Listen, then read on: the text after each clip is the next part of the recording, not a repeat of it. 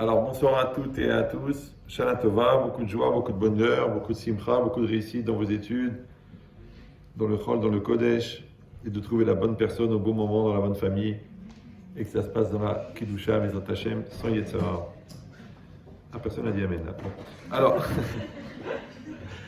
alors, il y a un pasouk dans la Torah, c'est marqué, faisant Shuva Israël ad Hashem Elokecha. Reviens Israël jusqu'à l'Éternel ton Dieu. C'est le pasouk de base à partir duquel on explique toutes les notions de Teshuvah et de repentir. On est en plein dans les Aseret Yemei Teshuvah, on se prépare à Kippour et on sait combien cette période elle est déterminante pour toute l'année. Maintenant, quand c'est marqué là-bas, Shuva Israël, reviens Israël ad Hashem Elokecha, jusqu'à l'Éternel. Alors d'un côté c'est bien, on a compris, c'est la notion du repentir, de Teshuvah. D'un autre côté, ça veut dire quoi jusqu'à l'Éternel? Jusqu'à lui, genre comme si on voit tu vas jusqu'à Paris, tu vas jusqu'à Toulon, tu vas jusqu'à Dieu. Ouais. Mais Dieu, c'est pas un endroit pour dire qu'on va jusqu'à lui. Ça veut dire quoi jusqu'à lui? Qu'est-ce que tu espères? Le serrer dans tes bras, boire un café avec? C'est bizarre. Ça veut dire quoi? Shuva ad Hashem Elokecha, jusqu'à l'Éternel. Alors les Chachamim ils expliquent qu'en vérité c'est quoi? Sheye tshuva magaet ad kisei kavod. Il faut que la tshuva, le repentir, atteigne le trône céleste. Alors là c'est encore plus compliqué. Parce que le trône céleste, qu'est-ce que ça veut dire le trône céleste? Comment ça marche? Comment ça fonctionne? On a expliqué déjà une ou deux notions ici. Je ne me rappelle pas s'il y a parmi vous des redoublants ou des gens qui écoutent les cours. Mais si on peut faire un petit peu de la géographie, de l'anatomie kabbalistique simplifiée, l'homme vivant, d'accord? Il a une neshama. Sa neshama, en vérité, elle est contenue à l'intérieur de lui. Elle part au-dessus de sa tête comme un fil transparent. Elle traverse les 7 cieux, d'accord, qui sont des cieux physiques. Après, elle rentre dans les 10 sphirotes, les 10 dimensions spirituelles, qui sont en fait le système de redistribution de la volonté d'Hachem dans le monde, jusqu'au trône céleste, enfin jusqu'à la racine des Neshamot d'Israël, là où il y a toutes les Neshamot d'Israël qui sont cumulées, et qui est juste en dessous du trône céleste. D'accord? Donc on est à peu près loin de l'univers. Donc, qu'est-ce que ça peut vouloir dire? Que notre Teshuvah, elle doit retourner jusqu'au trône céleste. Et même la notion même de Kisei Hakavod, parce qu'en hébreu, c'est Kisei Hakavod. D'accord? En fait, le trône de gloire. C'est comme ça qu'on le traduit.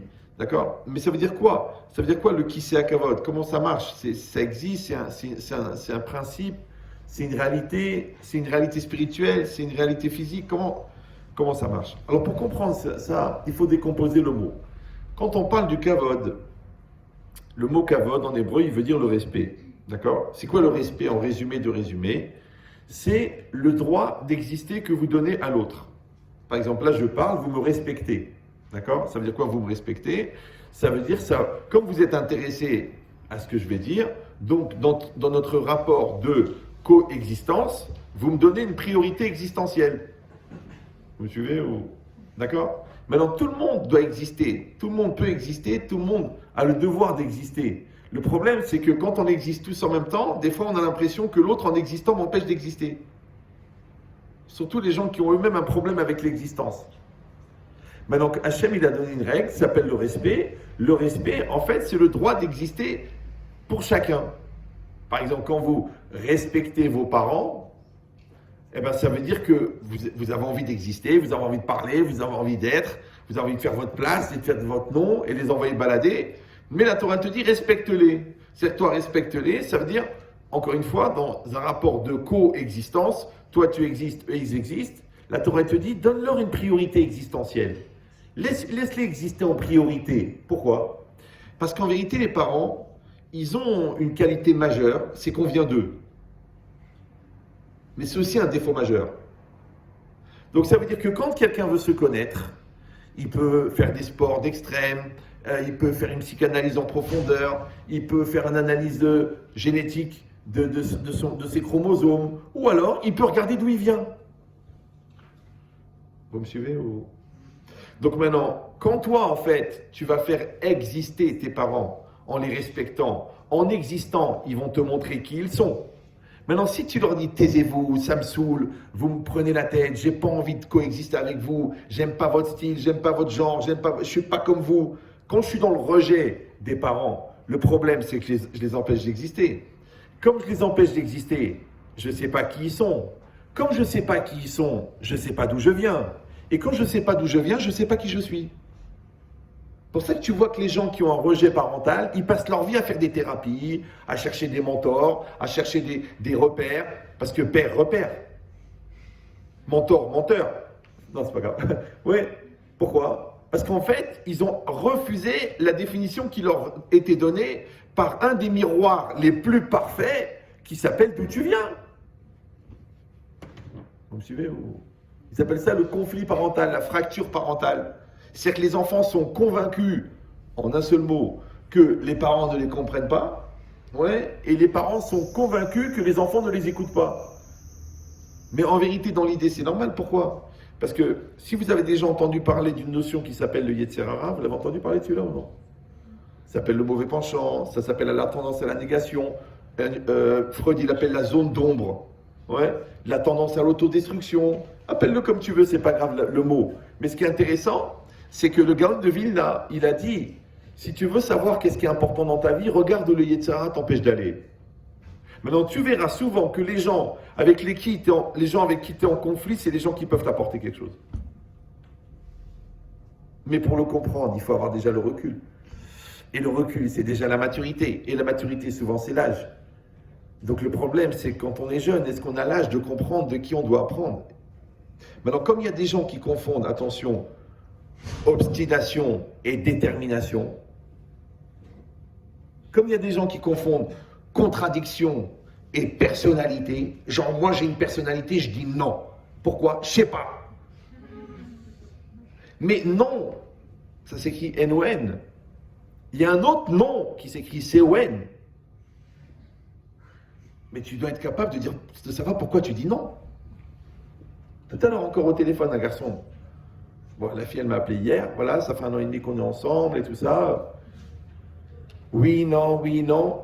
Je lui dis, mais quel âge tu as? 16 ans, 17 ans? Il me dit, non, 29 ans. Je dis, bah alors pourquoi tu ne te maries pas avec elle? Puisque vous avez tout vérifié. Vous savez comment les gens aujourd'hui, ils vérifient tout. C'est très très important, surtout la conformité d'orifice. Donc, ils font attention à tout. Je dis, bah alors maintenant, mariez-vous. Oui, mais vous comprenez, comme elle a déjà été mariée. Oui, mais vous comprenez, mes parents ils me mettent la pression. Oui, mais vous comprenez, je dis, ta. Tu couches déjà avec elle. Maintenant, tu te poses la question si elle est bonne à marier. Ils sont bizarres, les gens. On dirait que le cerveau, il s'est arrêté à la ceinture. Il faut le faire remonter. Ça s'appelle élever les idées. Maintenant, quand toi, Alors, moi, j'ai parlé avec la fille, je lui ai dit, basez-le. Basez-le. Qui c'est qui m'appelle tout à l'heure dans le train? Ada. Pourquoi vous avez dit ça à ma copine et tout? Je dis, mais si c'était ma fille, mais je t'aurais jeté par la fenêtre. 1 an et demi? Il me dit, oui, mais vous comprenez, j'ai des doutes, j'ai du mal à m'affirmer, j'ai du mal à décider.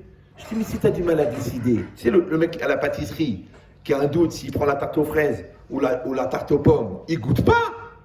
Vous savez ce qu'ils disent les pâtissiers? Tu goûtes, tu payes. Les filles, non, tu goûtes, tu payes pas. C'est extraordinaire. C'est un nouveau truc. Après, tu te demandes qui est la tarte, d'accord? Mais l'idée, c'est quoi? C'est que la personne, elle n'arrive pas à se décider. Je dis, écoute, tu es atteint d'une maladie très grave qui s'appelle le Safek. Le Safek, c'est quoi? C'est le doute. Le Safek, c'est la même valeur numérique que Amalek. Et Amalek, c'est le représentant officiel de Esav. Et Esav, c'est le représentant officiel du Yetzer Hara. Donc, par transitivité, le Yetzer Hara, c'est le doute. Donc, quand tu vois que tu as des doutes, j'arrive pas à décider, je ne sais pas quoi faire, j'arrive pas à m'engager, je ne sais pas si on est vraiment fait l'un pour l'autre, je ne sais pas si je veux faire ce genre d'études, je ne sais pas si je dois rendre l'argent puisque tu es bourré. Mais tu es un voleur. Je ne suis pas un voleur. Je suis un gars qui réfléchit. Bon, ça veut dire que toi, tu as intellectualisé le Yetzer Hara. Parce que les gens, ils croient que comme ils arrivent à formuler de manière intellectuelle quelque chose de bassement matériel, ils croient que c'est intelligent. Non, c'est... Même les nazis, ils avaient des théories très profondes pour expliquer le massacre. C'était pas des barbares. Ils faisaient écouter du Chopin pendant que la chambre à gaz, elle fonctionnait. C'est normal. Ça ne les dérangeait pas. Ouais. Donc l'idée, c'est quoi? C'est qu'à un moment ou à un autre, à partir d'un certain âge, on ne va pas demander ça à un enfant de 8 ans, il faut être capable de savoir quand c'est toi qui parles, quand c'est un autre qui parle, quand c'est toi qui penses, quand c'est un autre qui pense, quand c'est toi qui vis, quand c'est un autre qui vit. Mais si à chaque fois qu'on te pose une question qui te concerne et qui t'engage, et pire, qui engage l'autre, tu dis je sais pas, tu dis mais maman, on ne peut pas être absent de sa propre vie. Les 3/4 d'entre vous, vous avez le permis, d'accord? Il y a une loi dans la conduite extraordinaire. C'est que si toi tu roules en voiture et un gars il pile devant toi et tu lui rentres dedans, bien qu'il a pilé devant toi, c'est toi qui entends. Pourquoi? Parce qu'on est censé rester maître de son véhicule. Maintenant, moi, je me permets une petite déclinaison. Le véhicule, c'est le corps. Le chauffeur, c'est toi. Comment tu peux dire « ça m'a échappé » Comment tu peux dire « j'ai pas réfléchi » Comment tu peux dire « je sais que c'est pas pour moi, mais je suis amoureuse » Comment tu peux dire « je sais que la fille, je vais pas l'épouser, mais je fais n'importe quoi avec elle » Mais comment tu peux faire ça? Tu dis « ouais, mais c'est des pulsions, c'est mon corps. » C'est-à-dire ton corps, il est plus fort que toi. Donc tu n'es pas maître de ton véhicule. Donc tu es toujours en tort. Oui, mais Rabbi Chetri, c'est arrivé. Moi, j'ai eu des cas bizarres. Hein. Des fois, des shalom bayit très très graves. J'ai dit, mais pourquoi vous l'avez épousé? Elle me dit, parce qu'il était là. Je dis, mais le poteau aussi. Ou alors, il a insisté très très fort. Ou alors, elle m'a dit qu'elle était enceinte. Bon, c'était de l'aérophagie, mais... Donc, c'est quoi l'idée? On dirait les gens, ils sont victimes de leur vie.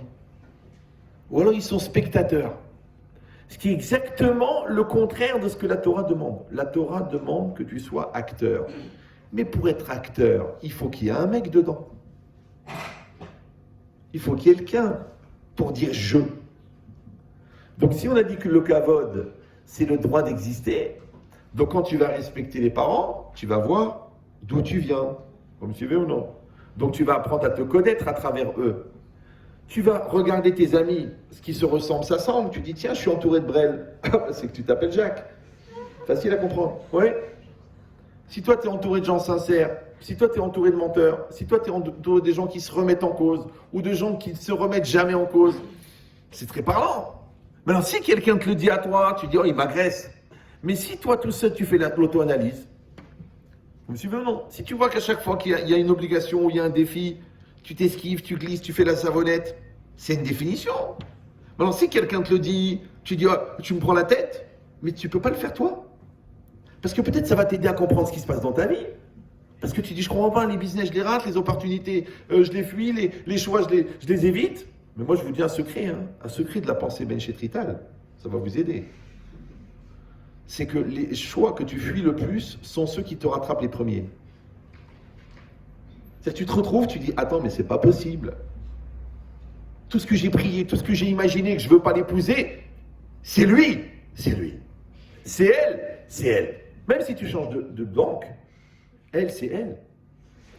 Donc ça veut dire quoi? Ça veut dire que ça sert à rien de fuir les responsabilités, ça sert à rien de faire l'immaturité, parce que de toute façon, la vie, elle va te reproposer les opportunités de devenir adulte jusqu'à ce que tu les assumes.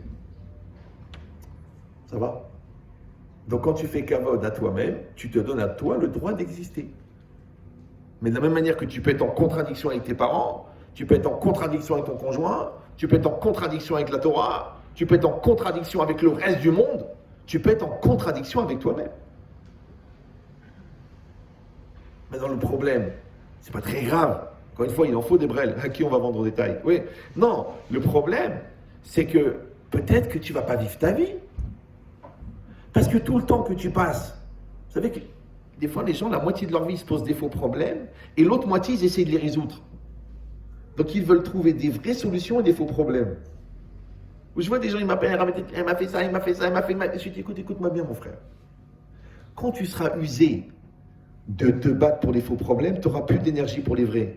Donc quand ils vont arriver les vrais défis, les vraies épreuves, les vraies occasions où on t'attend que tu sois là, tu vas dire j'ai plus la force. Vous savez, j'y crois plus, Rav. J'ai tout donné, j'ai tout donné. Mais papa, si tu as essayé pendant 3h30 d'ouvrir la porte avec la mauvaise clé, c'est pas de la faute de la serrure. Si tu as pris une banane pour éviter une vis, c'est pas de la faute de la banane ou de la vis. Donc ça veut dire que la personne, quand elle n'a pas une réponse intelligente mature à une réalité qui s'adresse à elle, c'est déjà un manque de respect envers elle-même. Donc tu ne te respectes pas. Tu dis, mais pas du tout, je me respecte tout à fait. Mais non, tu n'as pas compris, moi. Moi, je ne te parle pas du moi extérieur que tout le monde voit. Parce que là, tu passes ta vie à jouer ton rôle. Tu es au cinéma, tu prends la pause. Ça, je ne parle pas de ça. Des gens qui vivent dans le regard de l'autre. Je parle, tu t'es pas donné le droit d'exister. Le moi intérieur, celui de l'intérieur. C'est vrai, non. Celui de l'intérieur, celui-là, il est caché. Il est là avec sa doudoune. Il essaie d'éviter les opportunités, il essaie d'éviter les défis, il essaie d'éviter les responsabilités parce que ça le saoule, parce que ça lui prend la tête. Pourquoi? Parce que ça l'oblige à grandir. Donc les gens qui n'assument pas, tu verras toujours qu'ils ont un manque de respect d'eux-mêmes. Et ils ont un manque de valorisation personnelle. Et si tu vas dire, bah, c'est comme ça, voilà, je suis comme ça, voilà. C'est la cause de ma mère, parce qu'elle ne m'a pas dit qu'elle m'aimait, c'est parce que mon père ne m'a pas allaité. Il trouve des raisons, des fois. C'est mon psy qui me l'a dit. J'ai fait pipi au lit jusqu'à 28 ans, mais t'as 14 ans, mais je suis précoce. Les gens, ils te sortent des trucs. Je dis, mais attends, tu sais, on fait le tour du monde, là. Mais peut-être qu'il faudrait juste y aller, il faudrait juste assumer. Oh, vous me stressez, hein. Ah là, je me sens mal, là. Là, j'ai envie de mourir. Mais comment tu vas mourir? Puisque t'es pas né. Donc c'est marqué ici. Le kavod, c'est le droit d'exister. Vous n'êtes pas obligé d'être d'accord. Je vous laisse les 8 prochaines années pour essayer de prouver le contraire. Ouais.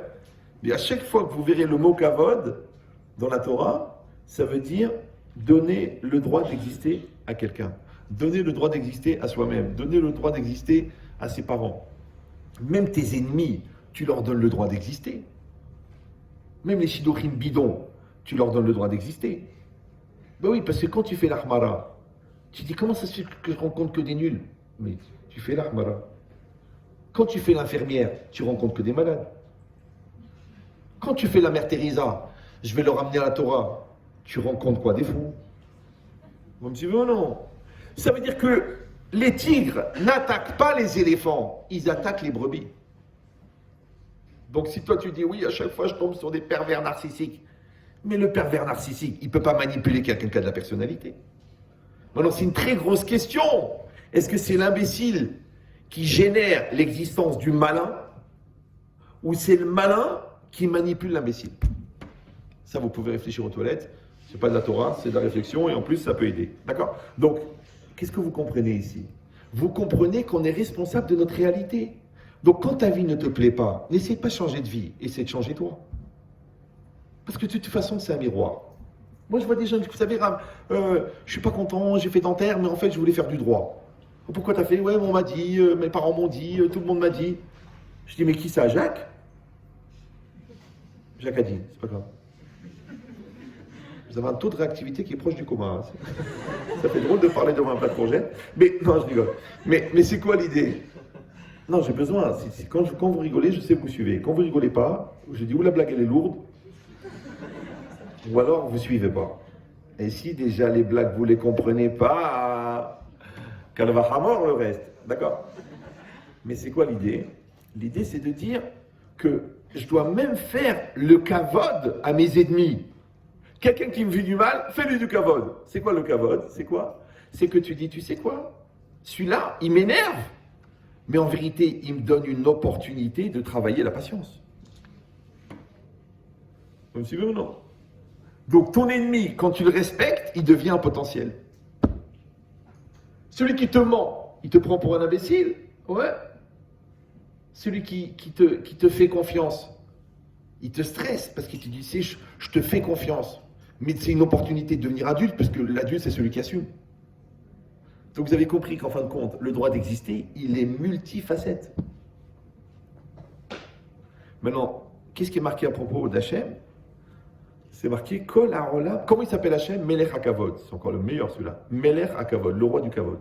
Et c'est normal, pourquoi? Parce que si on dit que le Kavod, c'est le droit d'exister qu'on donne à l'autre, qui c'est qui donne le droit d'exister à tout? C'est lui. Ça va? Maintenant, Hachem, il a dit Kol Haolam, le monde entier, Lo Barati, je ne l'ai créé, Ela Lirvodi, que pour mon Kavod. Alors tu dis, bon, ben, peut-être que Dieu manque de modestie, parce que je l'ai créé que pour mon kavod. Mais maintenant, on a compris. Si le kavod, c'est l'espace que je crée pour que l'autre existe, d'accord? Ça veut dire que quand je te fais du kavod, toi, tu peux exprimer ta volonté. Maintenant, quand je fais kavod à Dieu, il peut exprimer sa volonté. Après, ça dépend si ça t'intéresse, la volonté de Dieu.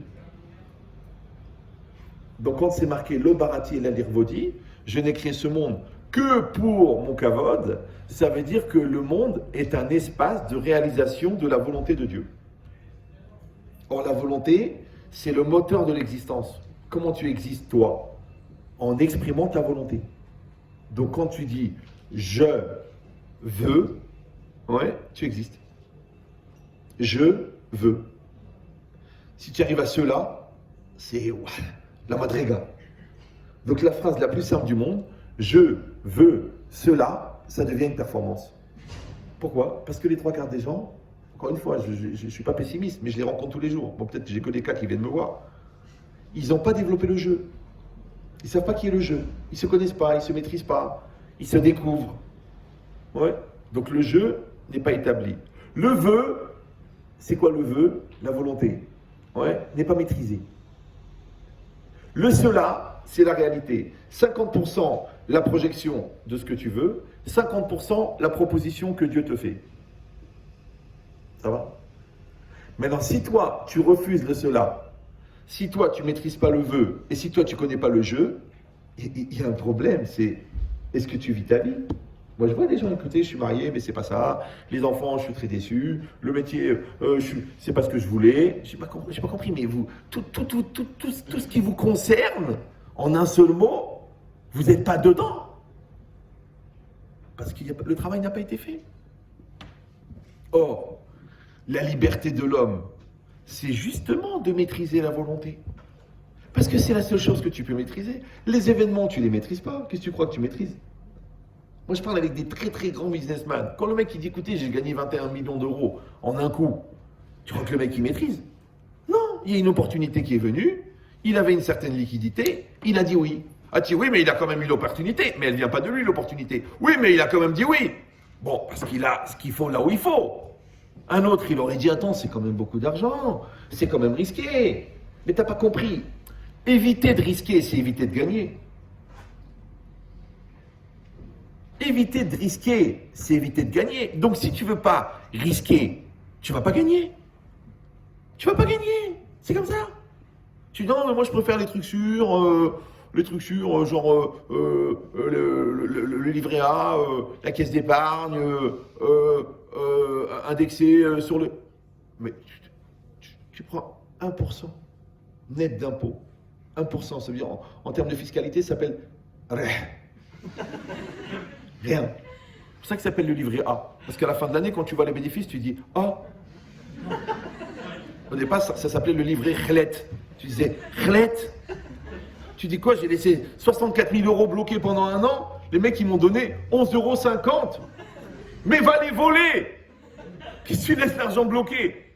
Vends des frites dans la rue. Fais n'importe quoi. Loue ta kippa. Je sais pas, fais un truc. T'achètes 30 kippas, tu les loues à la rentrée de la synagogue. Vous n'avez pas de kippa, je vous la loue 2 €. Fais un peu d'argent, je sais pas moi. Non, le mec, il a laissé la pas bloquée. Après, on lui donne 11,50 € et il est content. Il dit, j'ai pas gagné beaucoup, mais j'ai rien perdu. Ce qu'on appelle le PTT, c'est-à-dire le pauvre type traditionnaliste. D'accord? Mais t'es fou, toi, ou quoi? Va prendre des risques. Moi, je connais des petits jeunes, ils ont acheté 7 appartements le même jour. 7 appartements. À l'époque, il n'y avait pas les liens entre les banques. Le mec, il était dans les ventes aux enchères. Il a mis l'argent là-bas, l'argent là-bas, l'argent là-bas, là-bas. Petit apport de rien. 7 en même temps. Il a pris un crédit là, un crédit là, un crédit là. Il est mis le locataire. J'ai dit, mais t'es un fou, toi. T'es un malade. 7 appartements, oui. Eh ben, le gars, à 42 ans, il avait 31 appartements. Toi, si Dieu veut, t'es splinédaire, t'espères pouvoir payer tes vacances.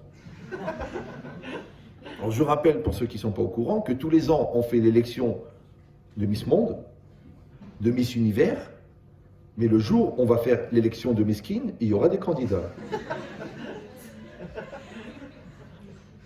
Le problème, c'est qu'il faut y aller. Mais pour y aller, il faut que le jeu il soit très fort. Alors je vais vous redonner un raisonnement, je suis un peu gêné parce que j'ai l'impression qu'il y a beaucoup de gens qui l'ont entendu ici, mais bon, c'est pas très grave de réécouter certains principes, parce que premièrement, on met des années à les comprendre, et deuxièmement, moi j'assiste à tous mes cours et je réécoute souvent ce que je dis, parce que La Neshama, elle est divine. Comme elle est divine, elle n'a pas été créée. Comme elle n'a pas été créée, elle n'a pas de début. Comme elle n'a pas de début, elle n'a pas de fin. L'énergie qui sort de la Neshama, ce qu'on appelle vulgairement la vie, elle vient de la Neshama, donc elle est comme la Neshama, elle est infinie. Super. Maintenant, le problème, c'est que quand l'énergie de la Neshama sort de la Neshama, elle arrive au niveau du Nefesh, au niveau du psychique, au niveau du moi, au niveau du jeu, elle est prise en charge par le jeu. Alors je donne toujours le même exemple parce que c'est plus facile à comprendre. Vous payez l'abonnement EDF, donc vous avez l'électricité qui arrive à la maison. Mais vous ne payez que la consommation. Donc l'électricité, elle est là, elle est dans le mur, elle est dans la prise. Au moment où vous décidez de brancher la chaîne IFI, ça commence à débiter. Quand vous branchez le frigo, ça commence à débiter. Quand vous branchez l'ordinateur, mais quand vous branchez un appareil 5000 watts, ça prend différemment. Donc en fait, c'est quoi le libre arbitre? C'est d'utiliser cette énergie vers l'endroit que je veux. Donc l'énergie, elle est produite par la Neshama. Quand cette énergie, elle arrive au niveau du Nefesh, du psychique, on l'appelle la volonté. Le jeu, il prend en charge le vœu, vous me suivez ou non? Et il met cette énergie dans son corps, ça s'appelle motivation. Il le met dans ses projets, ça s'appelle détermination. Il le met dans son mariage, il s'appelle communion. Il le met dans sa parole, ça s'appelle conviction. Mais c'est toujours la même énergie. Ça va jusque-là, c'est clair pour vous, non? C'est très... Si vous avez compris ça, vous avez gagné à peu près 10 ans de thérapie. Ben oui, pourquoi? Parce que le paradoxe, c'est que le jeu, vous avez compris maintenant, il est humain, mais le vœu, il n'est pas humain. L'énergie de l'âme n'est pas humaine, mais l'orientation de cette énergie, elle est humaine. L'énergie de l'âme, elle est infinie, mais le jeu, il est fini. Donc on donne, attention, à un être fini la gestion d'une énergie infinie. C'est pour ça qu'on dit que le vrai écran à l'épanouissement de l'homme, c'est l'homme lui-même. Ça veut dire que si tu mets ton jeu en avant, si tu commences toutes tes phrases en disant « moi », ouais, ou tu le fais le contraire, tu dis « moi j'y arriverai jamais, moi c'est trop difficile, moi je suis pas capable, moi je… » Donc c'est dommage, parce que ton moi qui est fini, tu le mets en avant de ton vœu qui est infini.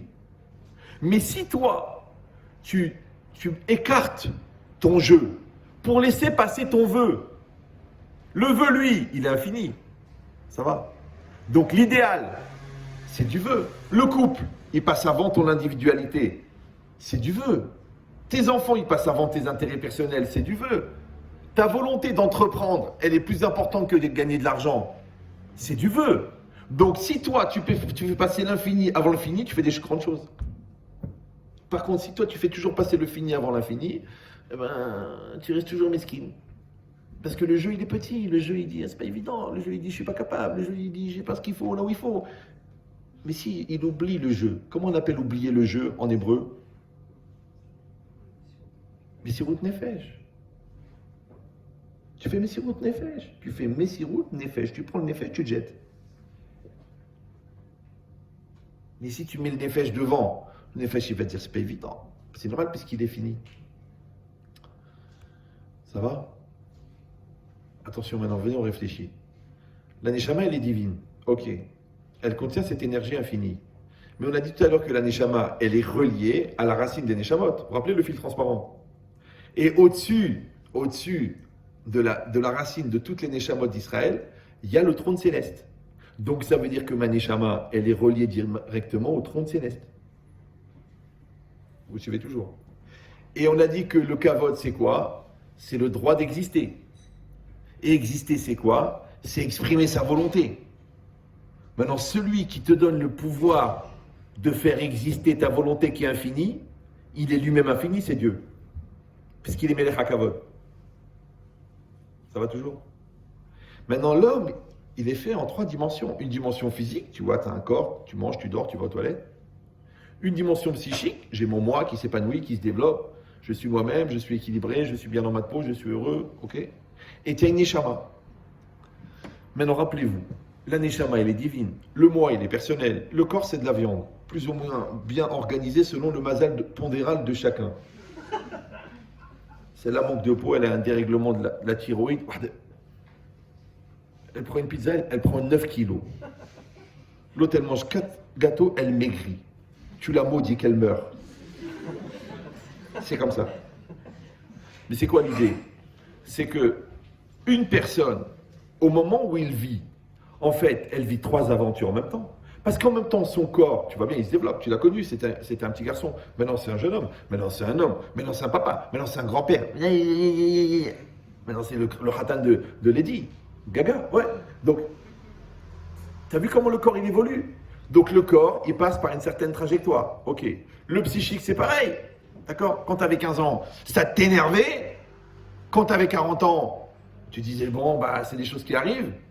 Et quand tu as 60 ans, tu rigoles. Tu dis quoi? C'est ça qu'elle propose? T'es détente. Tu dis, mais comment tu arrives à ne pas te prendre la tête? Comment tu arrives à ne pas t'énerver? Eh ben, grâce à Dieu, la maturité, elle est là. C'est-à-dire que quand toi, tu te prends la tête à 14 ans, c'est que tu as 14 ans mentalement. Maintenant, d'avoir 14 ans à 60 ans, ça commence à faire un peu déficit. Vous voyez, ça fait un peu décalé. Et si quelqu'un va dire, bah, c'est pareil, c'est mon caractère, c'est comme ça, mon père aussi, il était comme ça. Ok, mais ta mère s'est pendue. C'est vrai. Donc, on ne peut pas rester dans un état de fait dont on est ce qu'on est. Je vais vous dire pourquoi. Parce que juste une petite nerf camina, juste une petite conséquence. Vous savez ce que c'est le stress? Le stress, c'est le malaise développé par la différence entre la personne que tu es censé être et la personne que tu es. Voilà. Donc si extérieurement tu as 42 ans, mais intérieurement tu as 16 ans, la distance entre ce que tu es censé être et ce que tu es, elle est tellement grande que le câble entre ce que je suis et ce que je devrais être, il est tendu. C'est pour ça que tu stresses. Mais si à 40 ans, tu as 40 ans, et que tu as des questions de 40 ans, et que tu as des problèmes de 40 ans, et que tu as des réponses de 40 ans, tu n'es pas stressé. Vous me suivez ou non? Donc à chaque fois que tu stresses, ça te permet de mesurer la taille de ton âge intérieur. Et si vous allez dire, oui, mais alors qu'est-ce qu'on peut faire? Alors, attendez, moi je suis tout le temps stressé. Petit souris comme ça perdu qui attend d'être croqué. J'ai peur de l'avenir, j'ai peur de me tromper, j'ai peur que ça marche pas avec le khatan, j'ai peur de rater mes études, j'ai raté des examens, j'ai peur de mourir, j'ai peur du Covid, j'ai peur. Les gens, ils ont tout le temps peur. Mais les souris, ils ont peur. Les cafards, ils ont peur. Les moineaux, ils ont peur. Les hommes, ils n'ont pas peur. Pourquoi t'as peur? Ah, on sait jamais. Hein.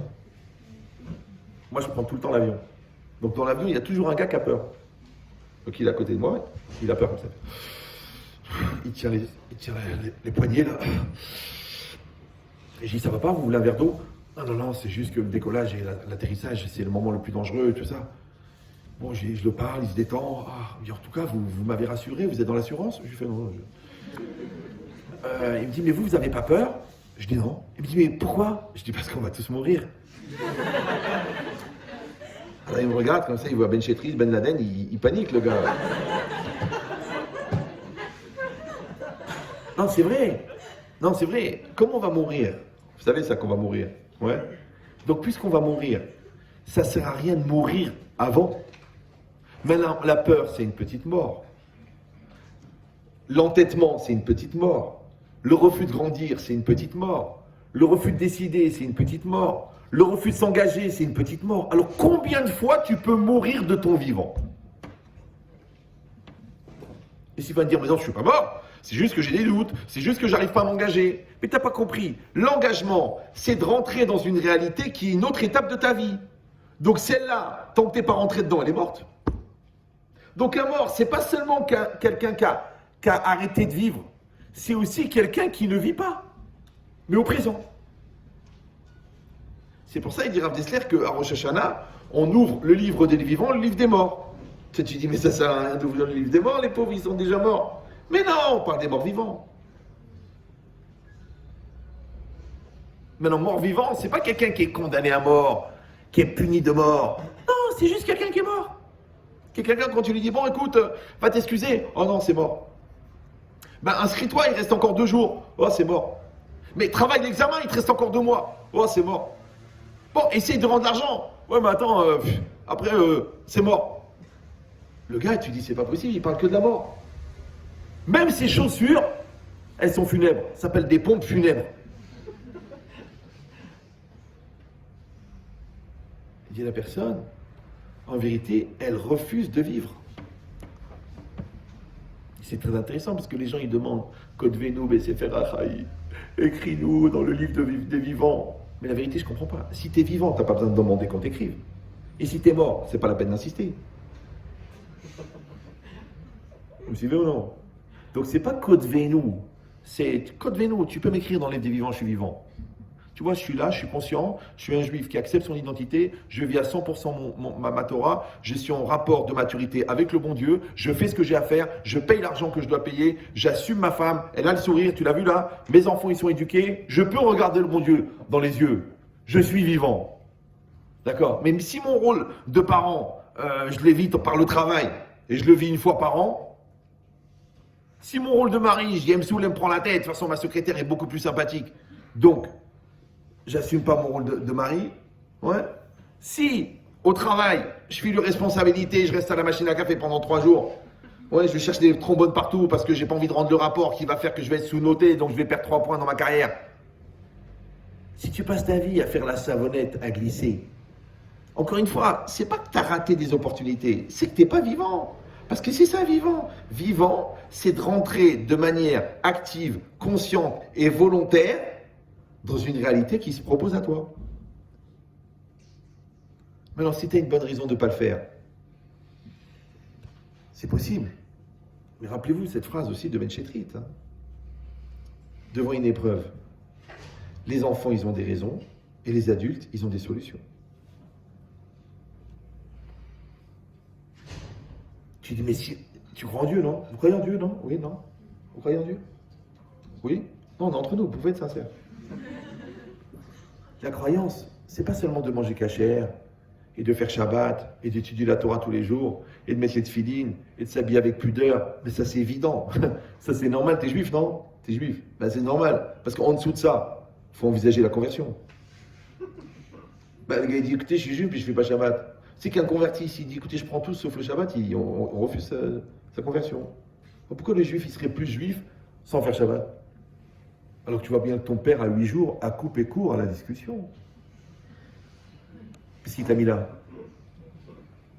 Donc tu es juif, tu fais des mitzvot. Une fois quelqu'un m'a dit ça, un journaliste comme ça, intellectuel ashkénaze, je ne sais pas s'il faut faire les liens. Ah ben, j'ai l'impression quand vous parlez, vous êtes tellement affirmatif, vous avez l'impression de parler qu'à des convaincus. Mais bien sûr que je parle qu'à des convaincus. Ben oui, parce que s'ils ne sont pas convaincus, c'est qu'ils sont vaincus.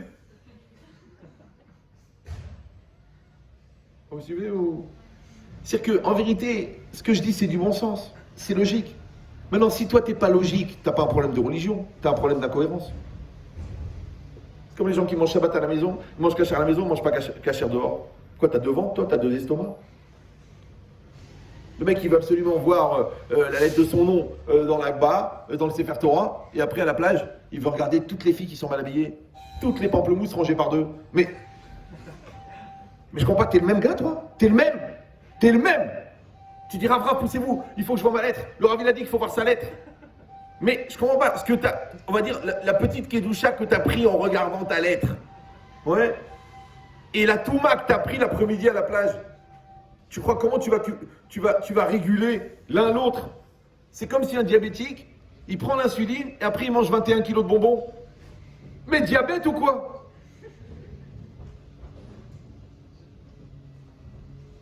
Donc à un certain niveau, ne le prenez pas mal, hein. Moi je vous parle comme à mes enfants. Mes enfants, je leur parle pareil, d'ailleurs, ils sont tous traumatisés. Non. À un certain niveau, il ne faut pas faire tes chouvas sur la religion. Il faut déjà faire tes chouvas sur l'ignorance, puisque tu es ignorant. Moi je vois des gens, ils viennent comme ça. Écoutez, Rav, je suis en médecine, je suis en philo, je suis en psycho, j'ai une question sur la Torah. Je lui dis, dis-moi, excuse-moi, combien d'années d'Yeshiva t'as fait? Il me dit 0. Je dis, ben ferme-la. Ben, est-ce que moi je rentre chez un chirurgien, je vais lui expliquer comment il faut opérer le cœur? Non, pourquoi? Je connais pas. Toi, tu connais rien dans la Torah, tu as des questions. Ouais, mais vous savez, j'ai plein de questions, hein. Tu as des questions, toi. Mais le contexte intellectuel de la question, il est le même que le niveau de perception de la réponse. Donc si tu as des questions et pas des réponses, c'est que ce n'est pas des questions, c'est des prétextes. Tu veux la preuve? Quelle différence entre un prétexte et une raison? Vous savez ou non? Quand tu fais pas quelque chose, pourquoi tu le fais pas? Tu dis à cause de cette raison. J'ai mes raisons. Maintenant, comment tu sais si ta raison c'est un prétexte ou une raison? Ben, c'est très simple. Parce que la raison, elle est raisonnable. Le prétexte, non. Donc si tu n'arrives pas à raisonner sur ta raison, c'est qu'elle n'est pas raisonnable. Donc c'est un prétexte. Alors en psychologie, ça s'appelle le taux de FDG, c'est-à-dire le taux de foutage de gueule personnel. Tu dois être capable de mesurer combien toi-même tu te fous de toi. Parce que les autres se foutent de toi, tu dis c'est normal, je suis un vrai, je les attire. Mais quand toi tu te fous de toi, tu dis mais attends, mais je me fous de moi là. Je dis à la fille que je l'aime, mais je drague sa sœur. D'accord? Je dis à mes parents que je me déchire aux études, mais je passe mon temps au café. Et je dis que j'ai subi une agression antisémite à l'école, mais c'est une école juive.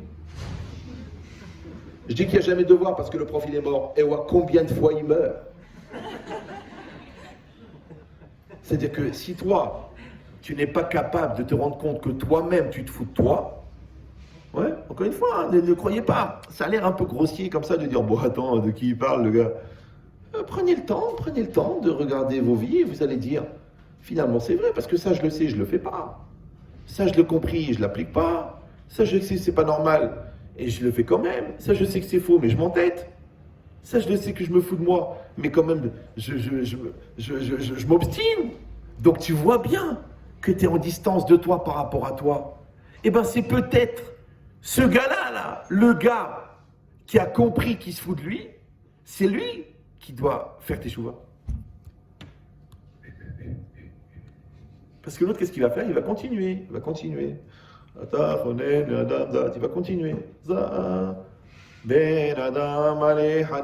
que cette phrase, tu l'apprends, tu peux réfléchir une semaine. Ben Adam alech hanirdam. Ouais.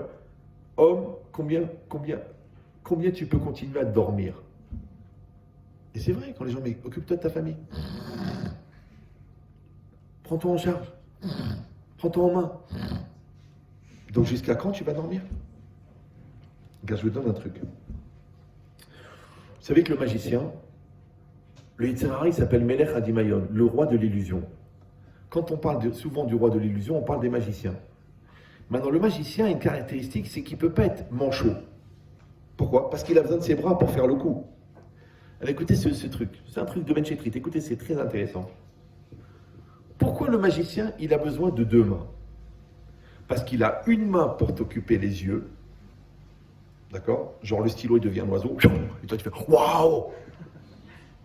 Mais la deuxième main, moi je vous dis un truc, si vous avez l'habitude de regarder des magiciens sur internet ou quoi, regardez toujours la deuxième main. Donc là, il a la main avec l'oiseau, cette main-là, qui sert à rien, elle est là, elle est là, elle est là. Si tu fais arrêt sur image, tu dis, mais qu'est-ce qu'elle fait cette main-là? En vérité, cette main, elle prépare le coup d'après. Vous me suivez ou non? Parce que lui, il a un plan dans la tête. Donc quand à la fin, le mec, il te sort la carte, waouh, avec ton prénom dessus, tu dis, waouh. Mais lui, il a fait le plan à l'envers, pour qu'à la fin, la carte, elle arrive là. Vous me suivez ou non? Donc ça veut dire quoi? Le Yetzirah, c'est le roi de l'illusion. Il a deux mains. Il va t'occuper sur des bêtises dans le superficiel, et pendant ce temps-là, il faut autre chose. Vous me suivez ou non? Toi, il t'occupe. Ouais, mes parents, ils me saoulent. Ouais, la religion, c'est pas évident. Ouais, ça y est, je suis plus une gamine. Je m'habille comme je veux. Et pendant ce temps-là, doucement, doucement, doucement, tu vois la jupe, elle raccourcit. Mais tu vas te tromper fois, chérie, ça devient un col roulé. Toi, c'est pareil. Toi, tu dis, ouais, bon, Hachem, la Torah, la Mishnah, la truc. Après, tu dis, bon, écoute, maintenant, on n'est plus à la yeshiva. Bon, alors, un petit jean, un petit t-shirt. Puis après, bon, des fois, on est énervé. On a besoin de se détendre. Des petites. C'est que de l'herbe, hein, faut pas. Mais on voit que déjà, tu deviens hésitant. Quand on te dit, mais tu fumes du shit? Tu m'as bégayé, beu. Oui ou non? Faut être clair. Ah, mon Rav, c'est pas Minatora. C'est pas sur Minatora. Non, c'est pas sourd. C'est pas sourd, la Torah. C'est pas sourd d'être bête, c'est pas sourd d'être dépendant, c'est pas sourd d'être addict, c'est pas sourd d'avoir sa source d'équilibre extérieure à soi, c'est pas sourd de trouver sa sérénité dans une valeur chimique alors que tu aurais pu le faire avec ta volonté. C'est pas sourd. C'est pas sourd. Et grâce à ça, il y a tout un commerce qui se développe, donc quelque part, tu participes à l'économie française. Bravo, kol hakavod, c'est un acte citoyen, kol hakavod. Ok, ouais, mais est-ce que tu es obligé de le faire? Donc vous avez compris ici ce qui est marqué. Ce qui est marqué, c'est que la personne, elle vit 3 aventures en même temps. En même temps, son corps, il se développe et il se déplace dans l'espace. En même temps, son psychique, il se développe et il se déplace dans l'espace. Et en même temps, sa neshama, elle se développe et elle se déplace dans l'espace. Maintenant, au moment où la neshama, qui est divine, elle produit cette énergie et qu'elle sort dans le psychique et qu'ensuite elle est prise en charge par le jeu et elle arrive dans le physique et elle arrive dans le vécu, faites-moi plaisir. Ouais. C'est vrai que le moi, il s'est exprimé. Ouais. Le jeu, il a dit je veux. Et il a fait des choses, il a fait des actes. Mais réfléchissez bien. Si je dis que cette énergie, elle vient de l'âme, et que chaque énergie qui vient de l'âme, c'est un morceau de l'âme, et que l'âme, c'est un morceau de Dieu, donc ça veut dire que quand toi, tu existes, Dieu, il existe en même temps.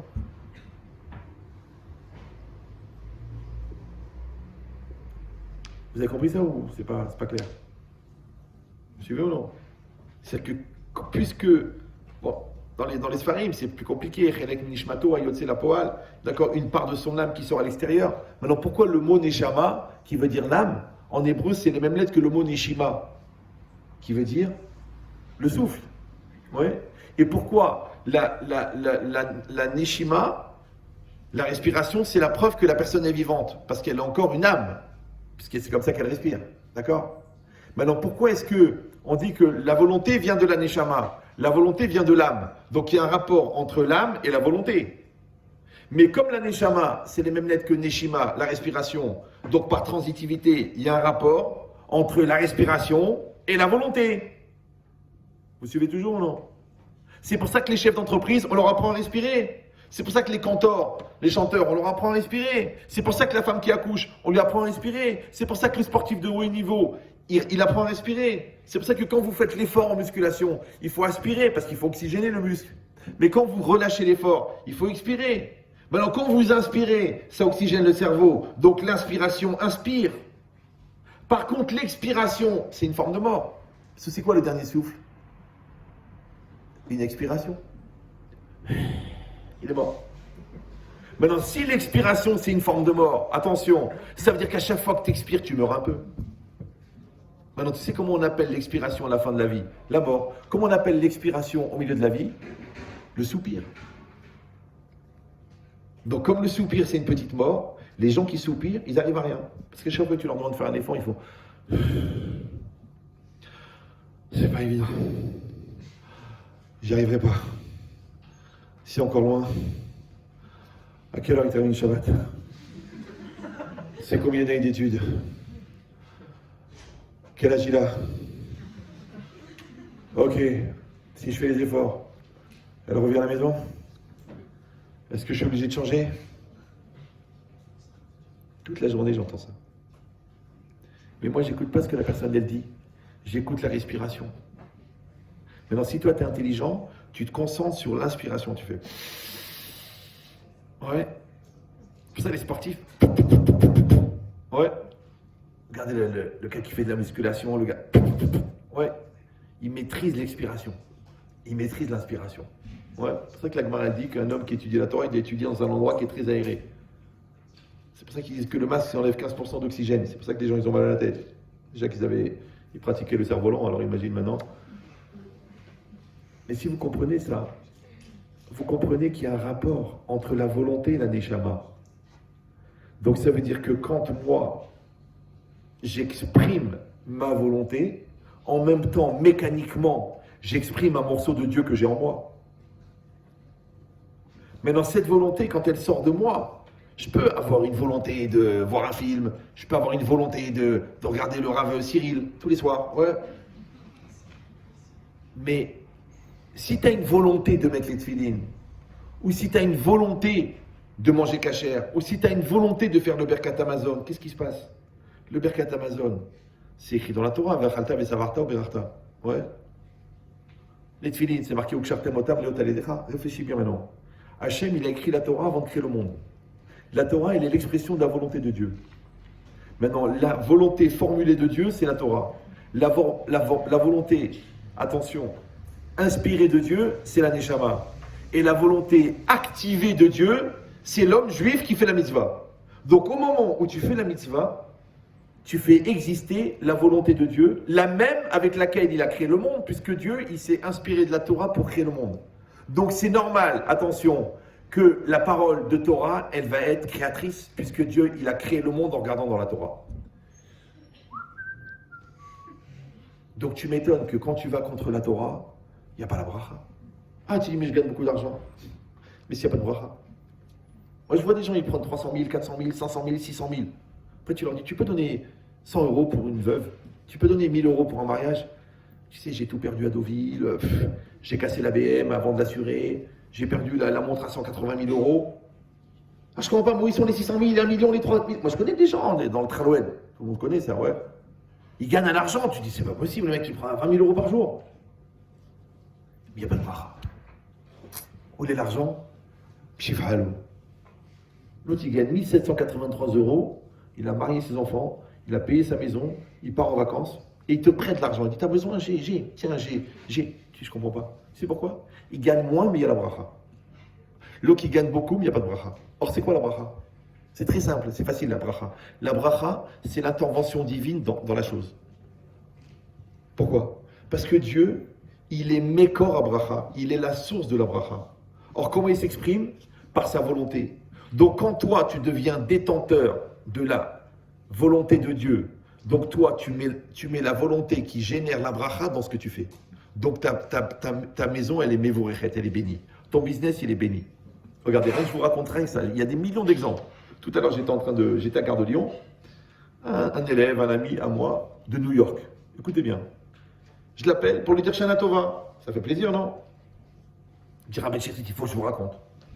Il m'a dit, j'étais à la synagogue Rosh Hashanah, il y avait des appels. Il m'a dit, moi j'ai un cœur, j'arrive pas à dire non. On demande une alia, tac.